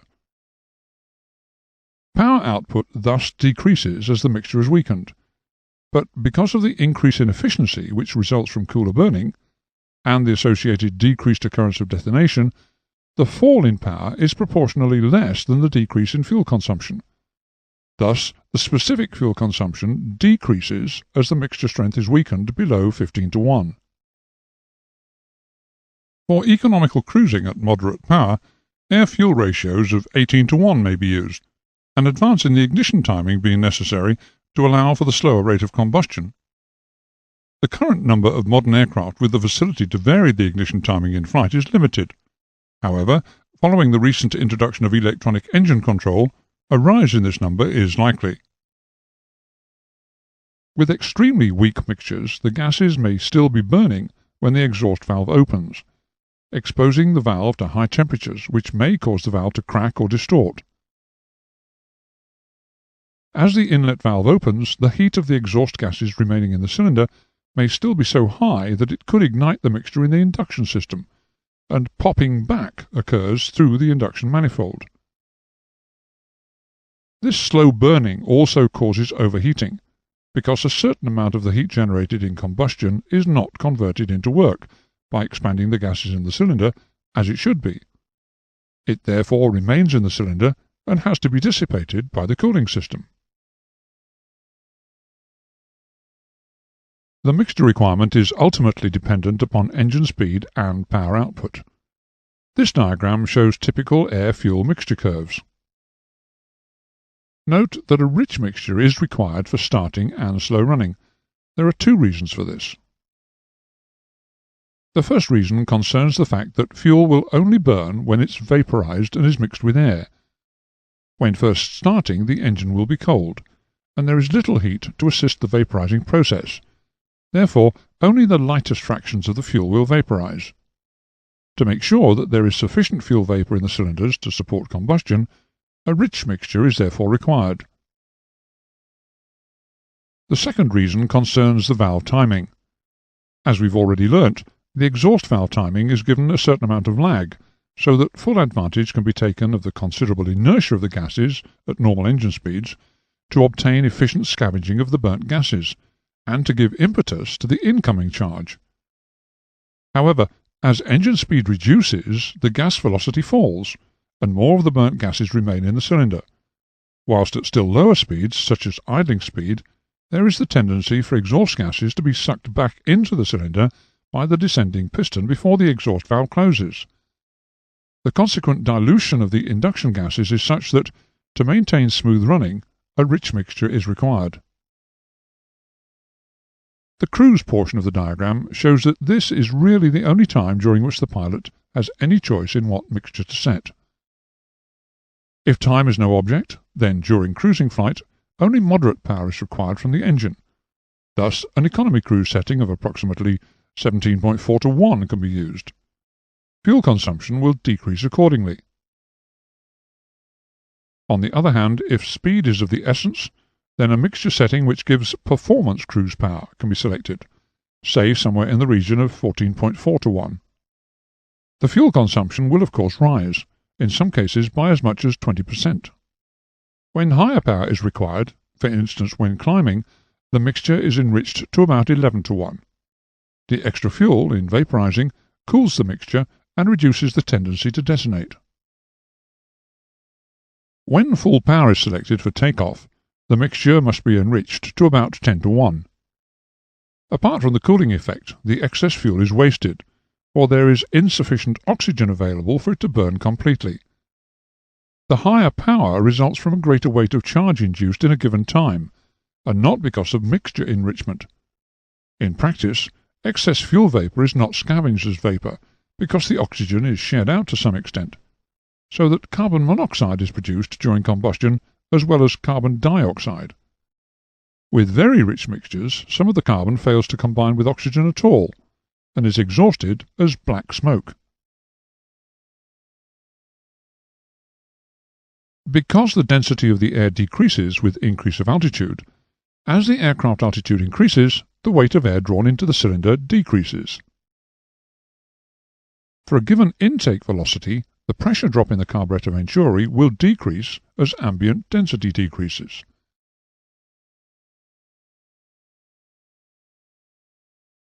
However, the fuel flow due to this pressure drop will not decrease by the same proportion, and so the mixture will become richer.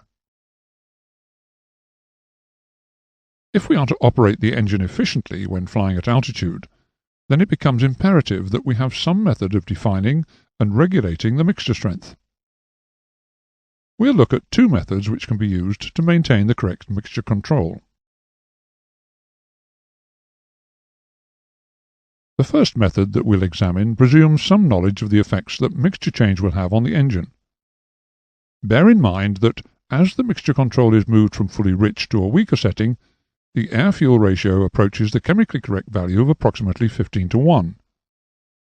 At this ratio, all of the air and the fuel are consumed, and the heat released by combustion is at its maximum. More heat means more power. With a fixed-pitch propeller, the RPM will rise, and airspeed will increase as more power is produced. If the mixture is weakened even more, the RPM will drop. Pushing the mixture control back to where the chemically correct mixture was found will bring the engine speed back up, but this cannot be maintained without risking the generation of detonation. To prevent this happening, the mixture control should be moved to a slightly richer position, when the RPM will fall slightly. The second method utilizes the exhaust gas temperature gauge. The exhaust gas temperature system is powered by a thermocouple, which is fitted into the exhaust pipe of the hottest cylinder on the engine. The thermocouple produces a voltage which is directly proportional to its temperature. The voltage is indicated on a gauge which is calibrated to show exhaust gas temperature. If the mixture control is moved towards lean, the temperature will peak at the ratio of 15:1. It should be remembered that this ratio should not be used, as detonation can occur. The mixture control should then be moved from the peak exhaust gas temperature position towards rich, and the exhaust gas temperature will drop. The aircraft's flight manual will specify a temperature drop which will give the rich cruise setting. This concludes the lesson on mixture.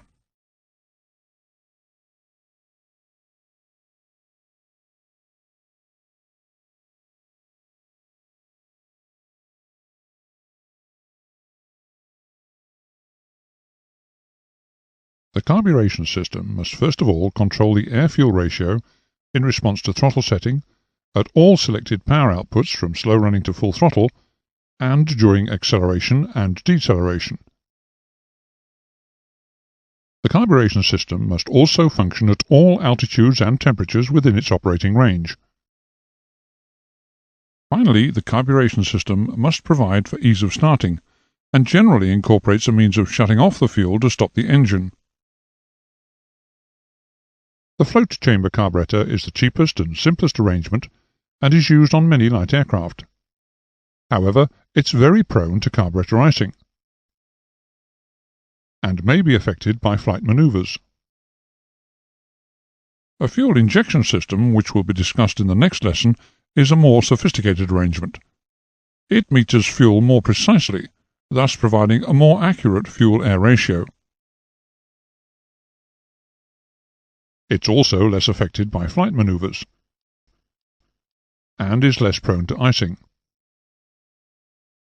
Any of these systems may be fitted with a manual mixture control, by means of which the most economical cruising mixture may be obtained. However, in order to assist the pilot in selecting the best mixture, some aircraft are fitted with either fuel flow meters, fuel pressure gauges, or exhaust gas temperature gauges. The carburetor employs two basic principles, those of the U-tube and the venturi.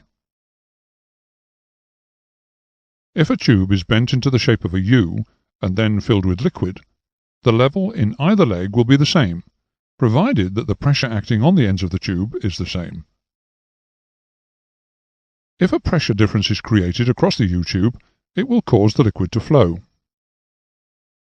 In practice, one leg of the U-tube is opened out to form a small tank, within which a constant level is maintained by a float and valve mechanism. This regulates the flow of fuel from a fuel pump or pumps, which deliver a supply from the main aircraft tanks. Bernoulli's theorem states that the total energy per unit mass along any one streamline in a moving fluid is constant. The fluid, which is air in our case, possesses energy because of its pressure, temperature, and velocity. Any change in one of these characteristics will bring about a change in one or both of the others, in order that the total energy of the fluid flow remains constant. As the air passes through the restriction of the venturi, its velocity increases, causing a drop in pressure and temperature. The pressure drop at the throat of the venturi is proportional to the mass airflow. It's this pressure drop which is used to make the fuel flow from the float chamber by placing one leg of the U-tube in the venturi.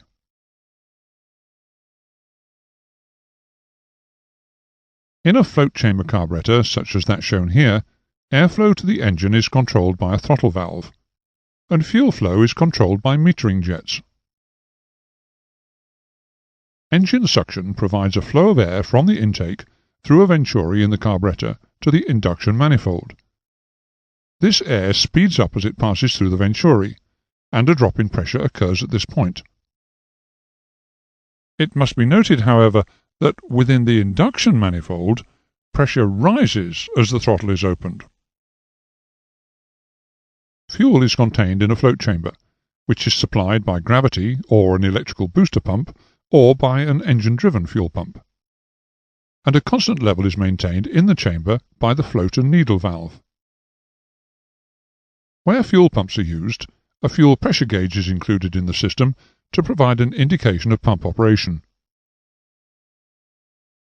Either pressure from within the cowlings or air intake pressure acts on the fuel in the float chamber, which is connected to a fuel discharge tube located in the throat of the venturi.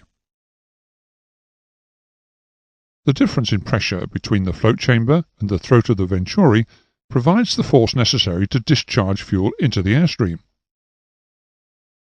As airflow through the venturi increases, so the pressure drop increases, and a higher pressure differential acts on the fuel to increase its flow in proportion to the airflow. The size of the main jet in the discharge tube determines the quantity of fuel which is discharged at any particular pressure differential, and therefore controls the mixture strength. The simple carburetor illustrated here contains all the basic components necessary to provide a suitable air-fuel mixture over a limited operating range.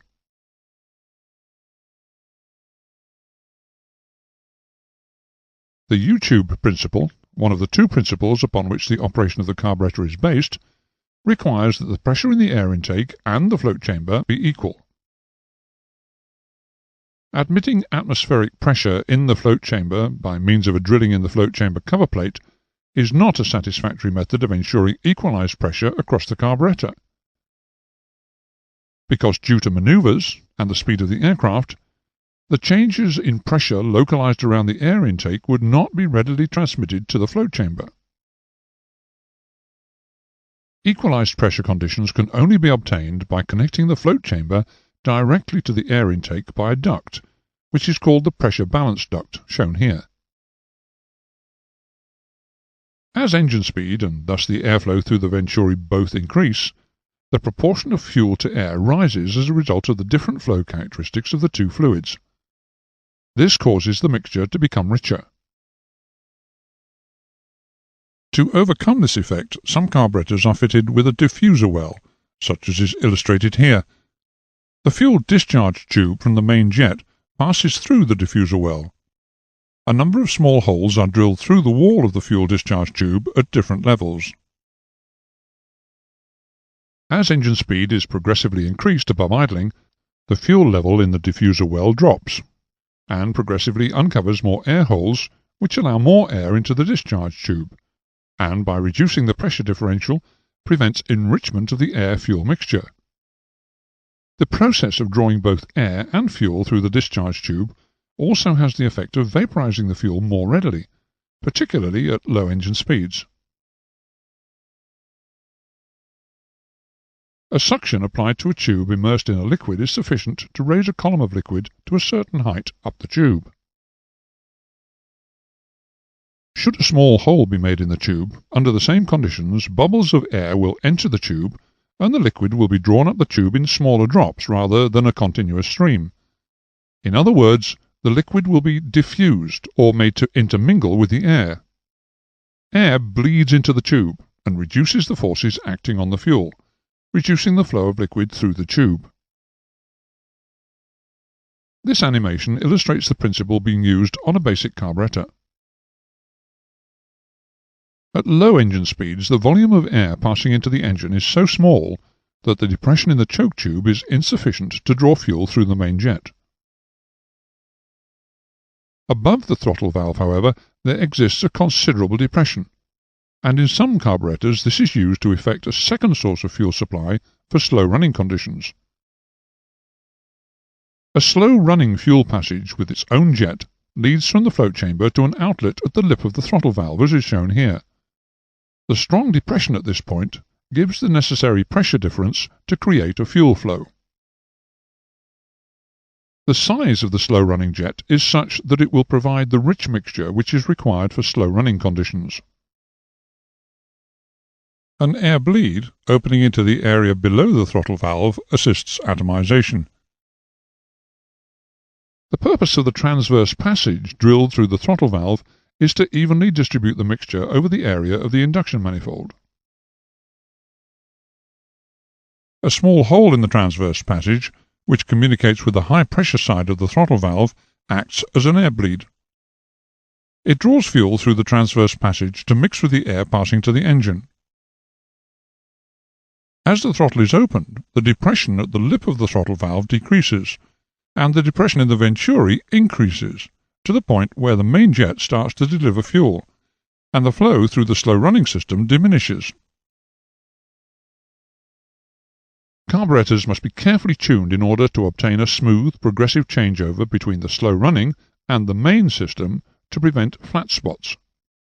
A flat spot is a period of poor response to throttle opening caused by a temporary weak mixture. It normally makes itself felt as a hesitation during engine acceleration. An idle cut-off valve is usually incorporated in the slow-running passage and is used when stopping the engine. When the cut-off is operated, the valve moves over to block the passage to the slow-running delivery. The mixture being delivered to the engine becomes progressively weaker until it will not support combustion and the engine stops. This prevents any possibility of the engine continuing to run erratically due to pre-ignition, and also prevents fuel condensing in the cylinders, which would tend to wash the oil from the cylinder walls, causing lack of lubrication when the engine is next started. The idle cutoff may be a separate control, or it may be incorporated in the mixture control lever, as is the case with the Seneca system illustrated here.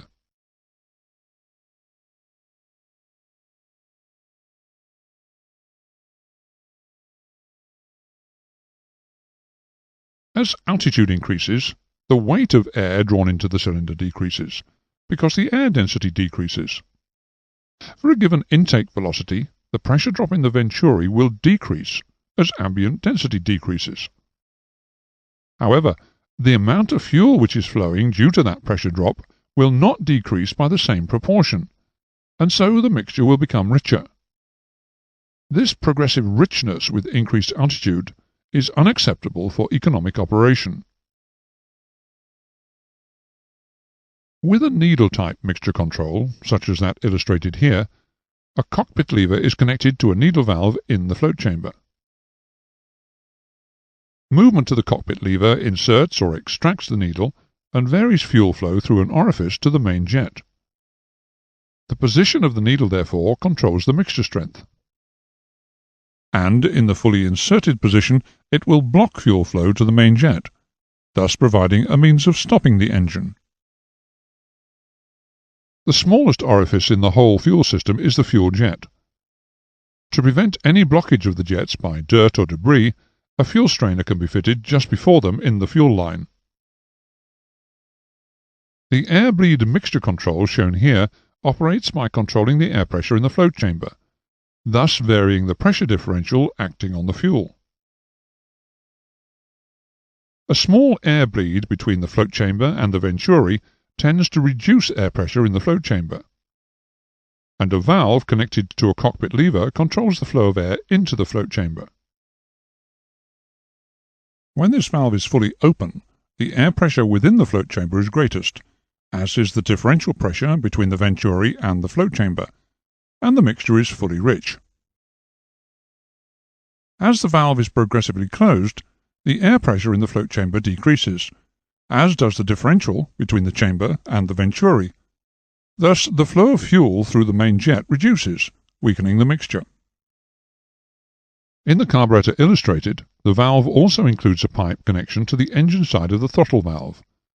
When this pipe is connected to the float chamber by moving the cockpit control to the idle cutoff position, float chamber air pressure is reduced and fuel ceases to flow, thus stopping the engine.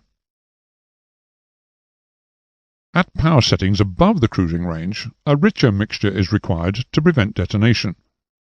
This rich mixture may be provided by an additional fuel supply, or by setting the carburetor to provide a rich mixture for high power and then bleeding off float chamber pressure to reduce fuel flow for cruising.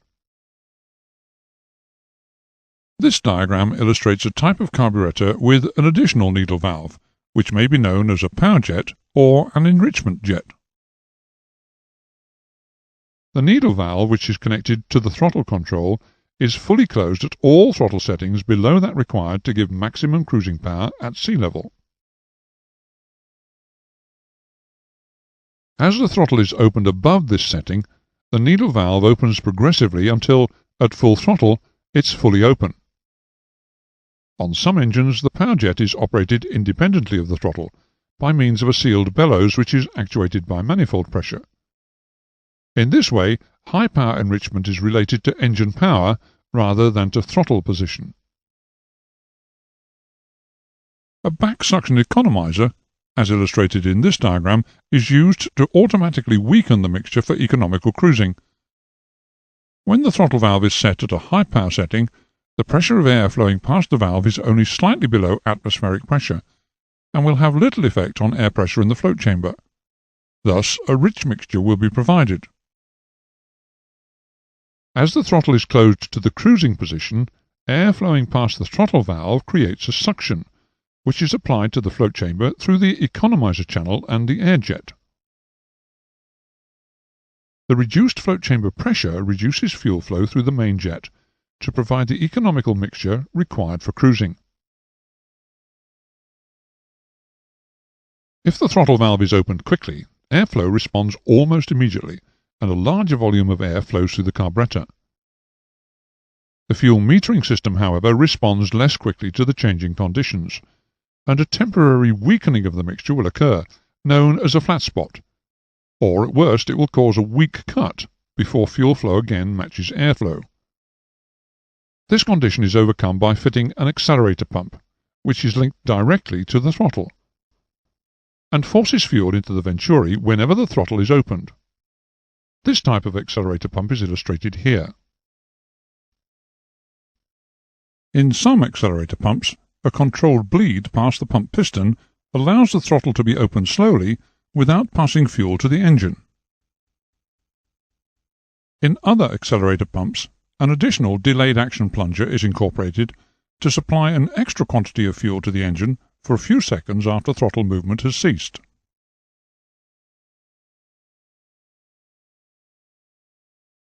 Normally, a priming pump would supply fuel to the induction manifold close to the inlet valve.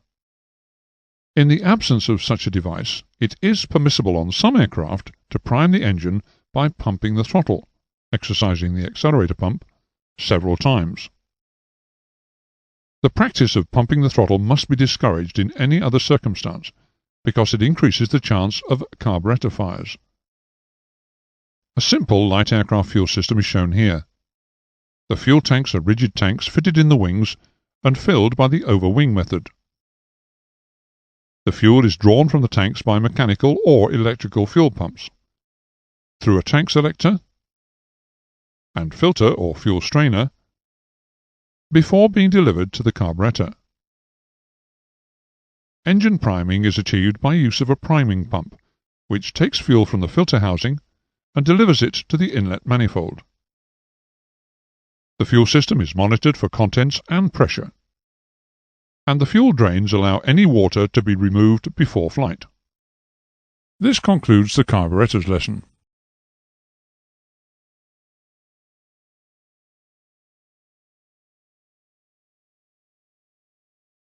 The type of fuel injection system usually used on aircraft piston engines is the low-pressure, continuous flow type of indirect fuel injection. Although this type of system is fuel inefficient, it does eliminate the need for complex injection timing devices and spring-loaded injector nozzles.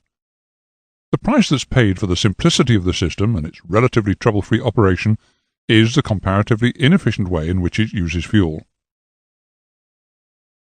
In this type of system, fuel is sprayed continuously into the induction port as close to the inlet valve as possible, as is shown in this diagram.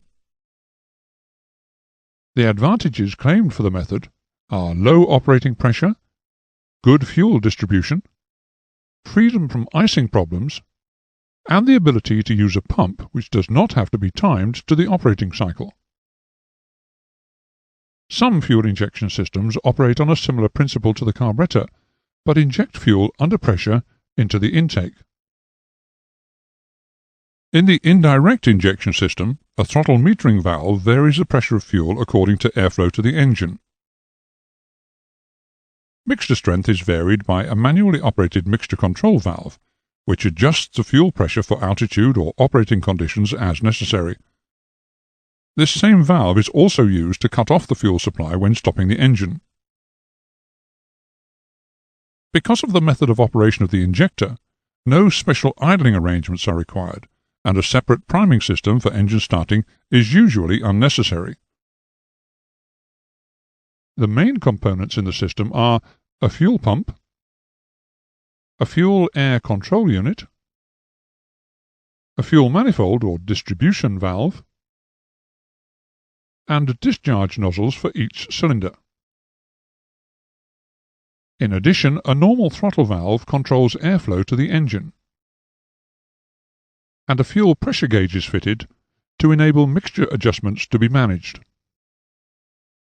The system is normally equipped with two fuel pumps, an engine-driven one and an electrically operated one, which are arranged in parallel. Because of the parallel pump arrangement, when the engine-driven pump is not operating, fuel under positive pressure from the electrical pump can flow independent of the engine-driven pump. This allows the electrical pump to be used in case of a malfunction of the engine-driven pump and for engine priming and starting. The fuel air control unit is mounted on the intake manifold and contains the air throttle assembly, the throttle valve, and two valves which control the fuel flow to the engine. First, the mixture control valve,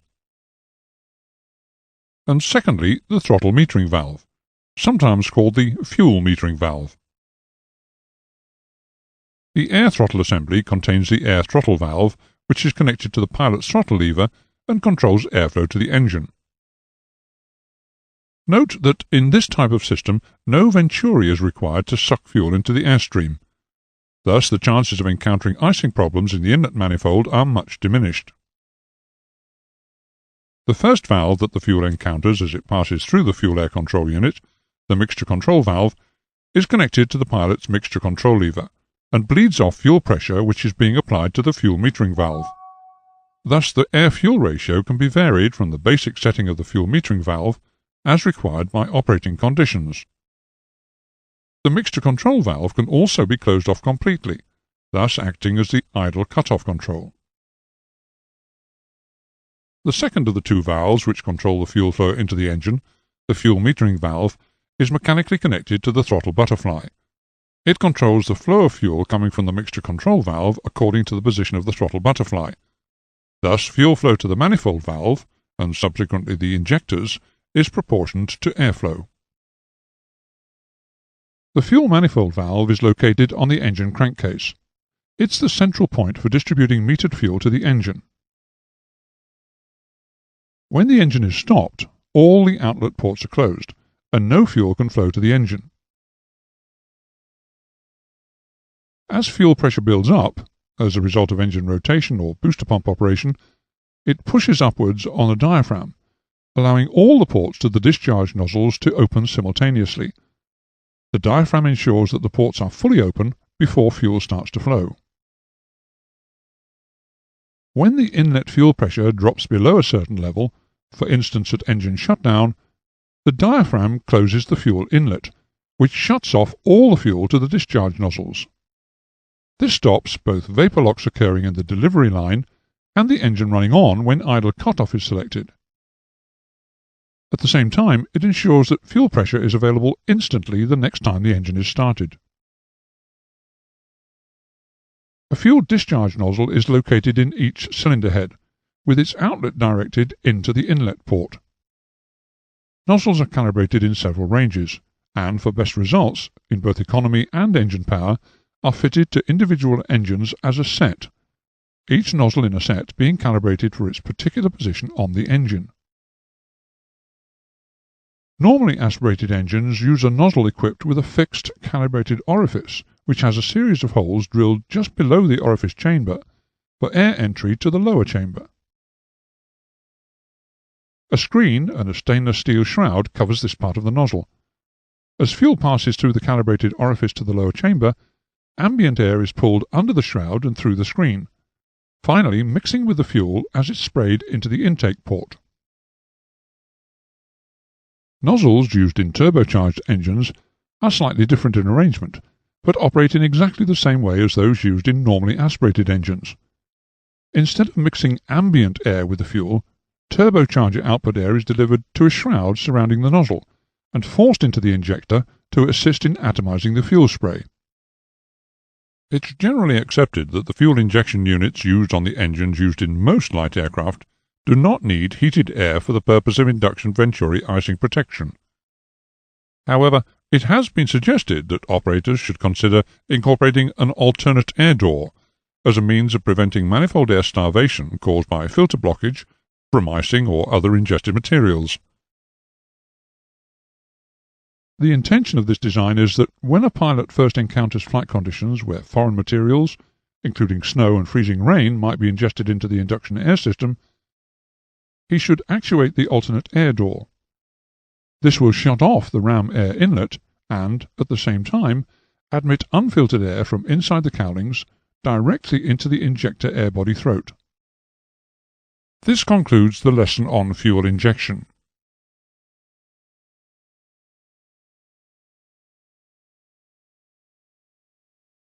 The problems of engine induction system icing, particularly on engines which are fitted with carburetors, have been known for some years, but accidents still occur in which this factor has been the primary cause. This diagram shows the range of temperatures and the different power settings within which induction system icing can affect the engine. Note that when conditions of high humidity, more than 50% relative humidity, occur in temperatures ranging from as low as minus 17 degrees Celsius, that's 0 degrees Fahrenheit, to as high as plus 37 degrees Celsius, 98 degrees Fahrenheit, engine icing may occur at almost all power selections. This temperature and humidity range occurs throughout the year in areas of the United Kingdom and Europe, and therefore pilots should be constantly aware of the possibilities of induction system icing and take the corrective action necessary before any problems arise and the situation becomes irretrievable. Once an engine stops due to the formation of induction system icing, it's most unlikely that it can be restarted in time to prevent an accident, or, at the very best, a forced landing. The ability to recognize and correct the problem is therefore vital. All pilots operating piston-engined aircraft should understand the issues associated with each particular type of induction system icing, but they also need to know how the engine will react once heat is applied to either prevent or eliminate induction system icing. Basically, there are three forms of engine induction system icing. Impact ice, which results from water which is present in the atmosphere in the form of snow, sleet, or supercooled water droplets. Because of the inertia of the water which causes it, impact ice forms on surfaces which obstruct or change the direction of the induction airflow. Carburetor icing, sometimes called refrigeration icing, which forms mainly in float-type carburetors, where the fuel is injected into the venturi upstream of the throttle valve. It results from the sudden temperature drop caused by both fuel vaporization and pressure reduction in the venturi, combined with the moisture content in the atmosphere. Fuel icing, which is caused by moisture in the fuel coming out of suspension and being frozen by the low temperatures in the venturi of the carburetor. This ice tends to stick to the inlet manifold around its corners and will reduce air and fuel flow into the engine. The indications to the pilot of any form of induction system icing, if he has failed to anticipate the problem, would be a gradual drop in engine RPM, which may be accompanied by engine rough running and vibration. In an aircraft which is fitted with a constant speed propeller, ice formation would be indicated to the pilot by a drop in manifold pressure or a reduction of airspeed in level flight. The problem is caused partly by the rapid cooling in the throat of the carburetor as heat is absorbed from the air during the vaporization of the fuel, and also by the low pressure area in the venturi tube. The result is that the temperature in this area of the carburetor drops as much as 22 degrees Celsius, or 38 degrees Fahrenheit, below the temperature of the incoming air. If now the air contains a large amount of moisture, this cooling process may be sufficient to cause ice to form in the area of the throttle butterfly. This ice formation will reduce the area of the induction intake at this position. It may also prevent the throttle butterfly rotating, which could possibly result in a loss of power, and, if the situation is not corrected, the ice may accumulate sufficiently to block the intake completely and stop the engine. At outside air temperatures of minus 10 degrees Celsius, 14 degrees Fahrenheit, or below, any moisture in the air will be already frozen and will pass through the carburetor, thus carburetor heat should not be used.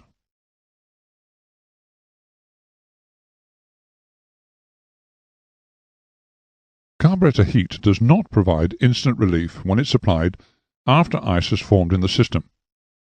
When induction system icing is suspected, the carburetor heat control should be selected on, or hot, and left in this position for sufficient length of time to clear the ice.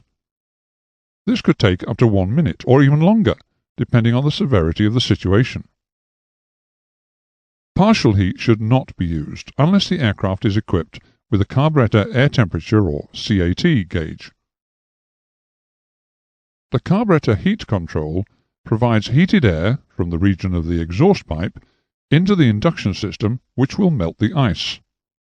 The ice then passes through the engine as water. Engine roughness and further power loss may occur as the water passes into the cylinders, and pilots should not be tempted to return the heat control to off or cold, thinking that the situation has become worse since they applied carburetor heat. Icing is also more likely to occur during long periods of flight at reduced power, such as during a glide descent or a letdown to an approach and landing.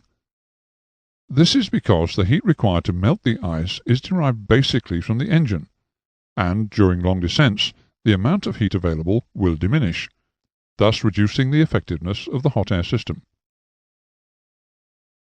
Where icing conditions exist in the atmosphere, select carburetor heat to on before reducing power, so that maximum benefit is gained from the hot engine before its temperature starts to reduce.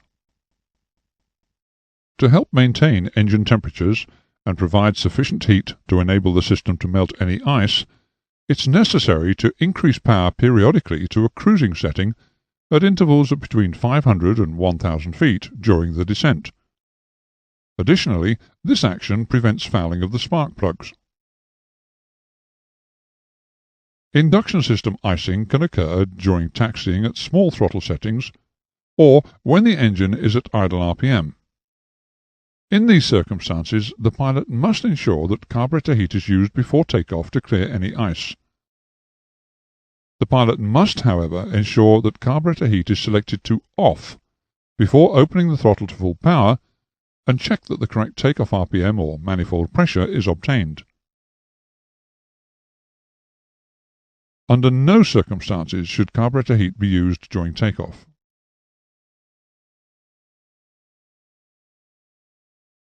When using carburetor heat, there are a number of factors which must be understood about its effects. The application of hot air into the induction system caused by the selection of carburetor heat reduces the power output by approximately 15%, and also creates a richer mixture which may cause rough running. Heat should not be applied at power settings greater than 80%, as there is a danger it will cause detonation, and, as a consequence, engine damage. Having said that, it should be remembered that induction system icing should not occur anyway at power settings which require a wide throttle butterfly opening. The continuous use of carburetor heat should be avoided because of both the change of mixture strength and also the increase of engine temperatures it causes. Heat should only be used for a sufficient period of time to restore engine power to its original level.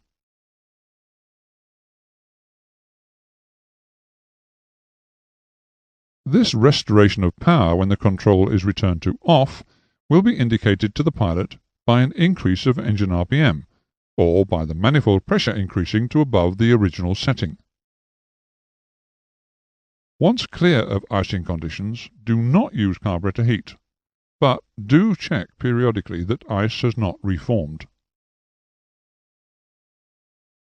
An engine fitted with a fuel injection system should not experience the problems associated with fuel or carburetor icing, because the fuel is injected at the cylinder head, where there is sufficient heat for fuel vaporization, and to prevent freezing of any moisture released. Other parts of the induction system, however, may accumulate ice, which will give similar loss of power indications to those suffered by a carburetor system. For instance, impact ice may gather on the air filter, or bends in the system, particularly when the aircraft is flying in cloud at low temperatures. Ice may also accumulate round the throttle valve when operating at low throttle settings in high humidity conditions. The alternate air system, which is almost inevitably fitted to these engines, should then be selected, and the icing drill followed according to the aircraft checklist.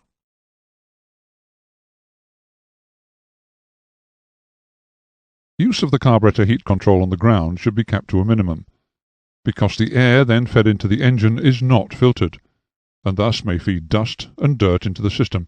This will cause heavy additional wear on the pistons and cylinder walls. A functional check of the carburetor heat control should be made before takeoff. The indications obtained during the check, providing there is no ice present, are that the engine RPM will drop by approximately 100 RPM when carburetor heat is selected to on or hot. The engine RPM will only return to the selected setting when the carburetor heat is selected to the off or cold position. If icing is evident on the ground before takeoff, use carburetor heat to clear the ice, but return the carburetor heat control to off or cold before applying takeoff power. A positive check that normal takeoff power is available must be made after using the carburetor heat system in this manner. Do not use carburetor heat during the climb or at power settings above 80%. Be aware of conditions which are likely to cause induction system icing: damp, cloudy, foggy or hazy days, or times when you're flying either close to cloud or in rain or drizzle. Be alert for an unaccountable loss of engine RPM or manifold pressure. Make frequent checks for induction system icing by selecting carburetor heat on for a period of between 15 to 30 seconds, noting the engine RPM prior to system selection, then the subsequent drop of engine RPM as heat is applied. Listen to the engine noise and check if the outside air temperature is within the range where you might expect induction system icing to occur. Should either the engine RPM increase when heat is applied, or the engine RPM return to a higher figure than was apparent when carburetor heat was last selected off, then ice is present in the induction system. Continue to use carburetor heat while flight in icing conditions continues. Apply carburetor heat during glide descents or long periods of flight at reduced power, that is below 1800 rpm, remembering to warm the engine by opening the throttle for short periods every 500 to 1000 feet. The carburetor heat selector should remain at off during the approach and landing, except for when making a glide approach. But if icing conditions are known or suspected, carburetor heat should be selected on. However, the carburetor heat control must be returned to off or cold before applying power during a roller landing or when carrying out an overshoot. During hot or dry weather conditions, selection of carburetor heat may cause the engine to suffer a rich cut because of the sudden imbalance which it will cause to the mixture strength. You must therefore use the carburetor heat control sensibly, not just as a matter of habit. Think about what you're doing and check the prevailing conditions.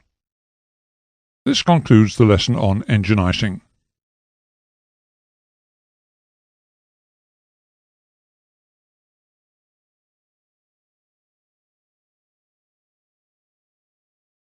The majority of aircraft spark ignition piston engines are fitted with dual ignition systems. That is, they have two electrically independent ignition systems. Generally, the engine is equipped with two spark plugs for each cylinder and two separate engine-driven magnetos. Each magneto supplies electrical power to one spark plug per cylinder. Dual ignition systems serve two purposes. Firstly, the risk of engine failure due to faulty ignition is reduced. And secondly, by igniting the mixture within the cylinder at 2 points, the combustion time is reduced, thus reducing the chance of detonation. Magnetos are self-contained engine-driven electrical generators, which produce the high voltage required for the spark. Within the magneto, a rotary switch called a distributor directs the voltage to the plugs in the correct firing sequence. The magneto combines two basic principles, that of the permanent magnet generator and that of the step-up transformer. This diagram illustrates the first basic principle, that of the permanent magnet generator. The only modification to the standard machine is the addition of a contact breaker which collapses the magnetic field in the primary circuit more quickly than would normally happen in a generator of this type. The second basic principle, that of the step-up transformer, is utilized in the secondary circuit. The secondary windings form a step-up transformer which consists of thousands of turns of very thin wire.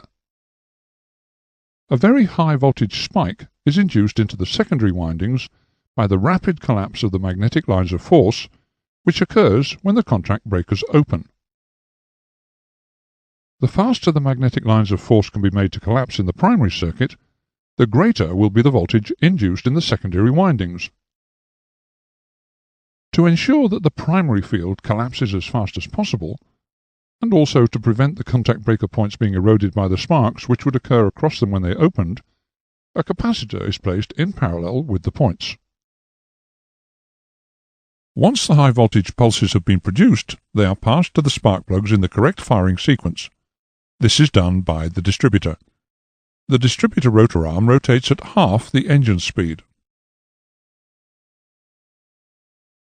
To give control of the magneto, an ignition switch is fitted in its primary circuit.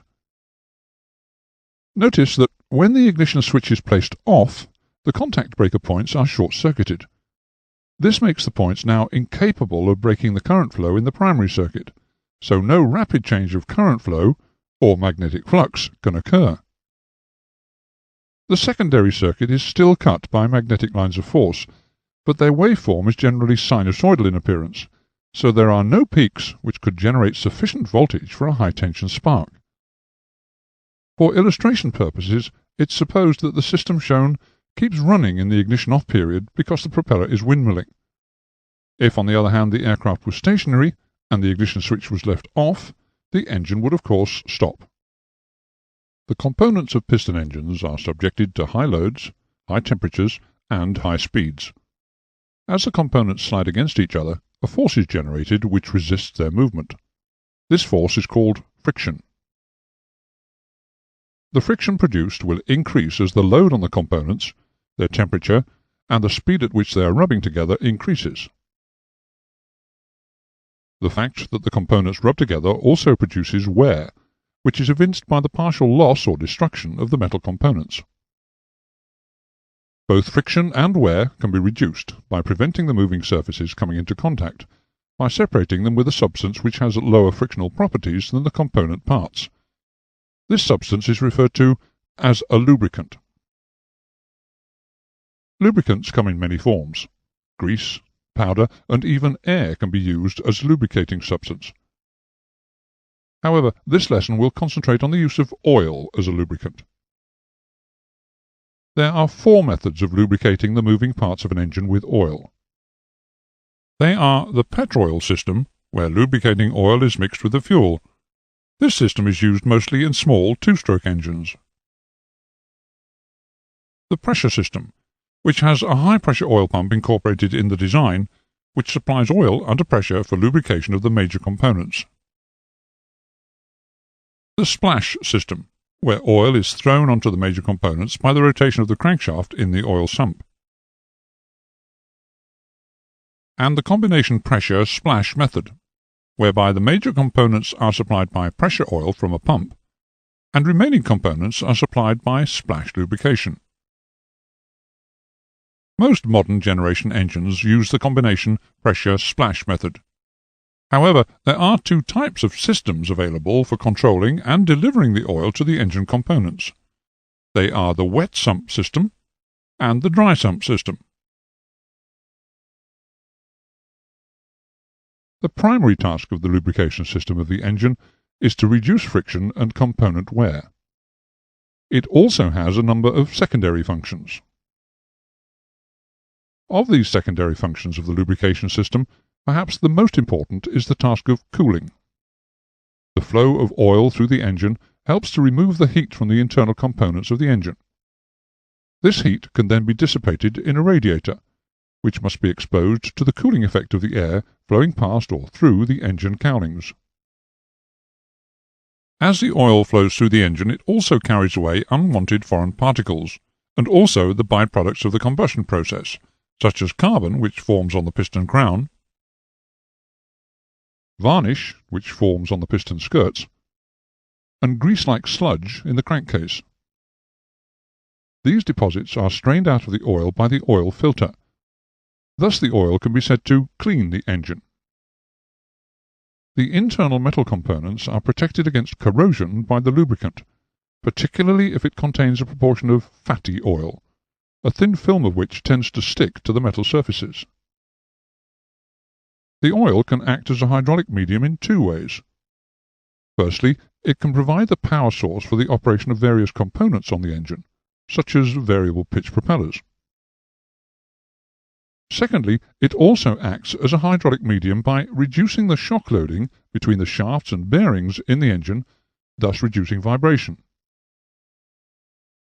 The oil system's use as an indicating medium is of great importance to the pilot, as it can give an early warning of impending mechanical failure or loss of power. The lubricant can be used to show the condition of the engine, both in terms of its oil temperature and its oil pressure. On some engines, the oil can also be used in a torque meter to show the power being developed. It should be remembered that an increase in friction will cause an increase in friction horsepower, and therefore a reduction in the brake horsepower developed by the engine. Thus, the ability of the lubricant to reduce friction and wear is of prime importance, but the secondary functions of the lubricant, such as cooling, cleaning, corrosion protection, and as hydraulic and indicating mediums, should not be ignored. There are two lubrication systems in common use in aircraft engines. They are the wet sump and dry sump systems. The system used is normally dependent on the power output of the engine and the role of the aircraft. The principle of lubrication of the engine is the same whichever system is used. The main difference between the two systems being the method which is used to store the supply of oil. Most light, non-aerobatic aircraft engines use the wet sump system. In this system, the oil is stored in the bottom or sump of the engine. This method simplifies the construction of the engine, but it has a number of disadvantages. The first of these disadvantages is that lubrication difficulties arise during aircraft maneuvers. The oil enters the crankcase, is flung around by the revolving shafts, possibly causing both over- and under-oiling of the engine, inverted flight being a particularly hazardous undertaking for the wet sump engine. Of the heat energy available in the fuel, up to 25% is wasted as cooling losses. Of this, up to 10% is removed from the engine by lubricating oil. As it's stored within the hot engine casing, the temperature of the oil is difficult to control. The oil becomes contaminated and oxidizes more easily because of the continual contact of the oil with the hot engine. For instance, a plain hydrocarbon oil, under the conditions of high temperature which it will endure inside the sump, will start to crack or break down, and also combine with some of the free oxygen remaining from the combustion products. Finally, the oil supply is limited by the sump capacity.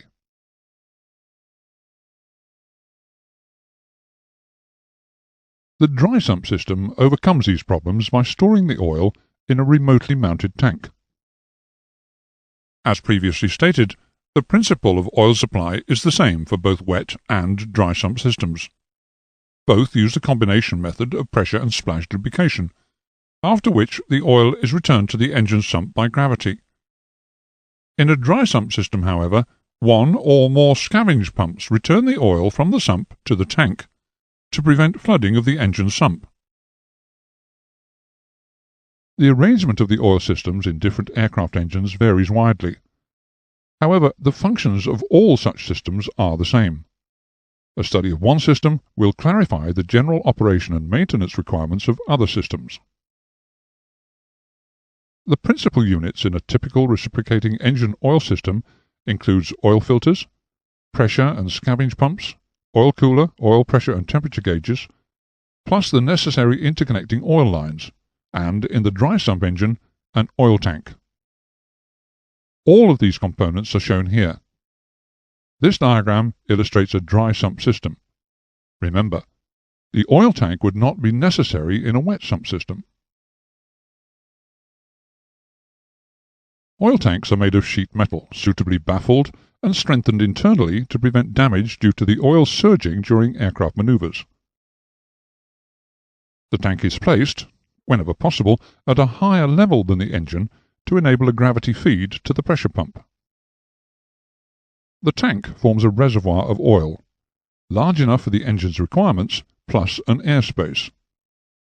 The airspace is necessary to cater for several situations. For instance, the increased oil return when starting the engine. When, after a run, the engine is stopped, the walls of the crankcase are saturated with oil, which will drain into the sump.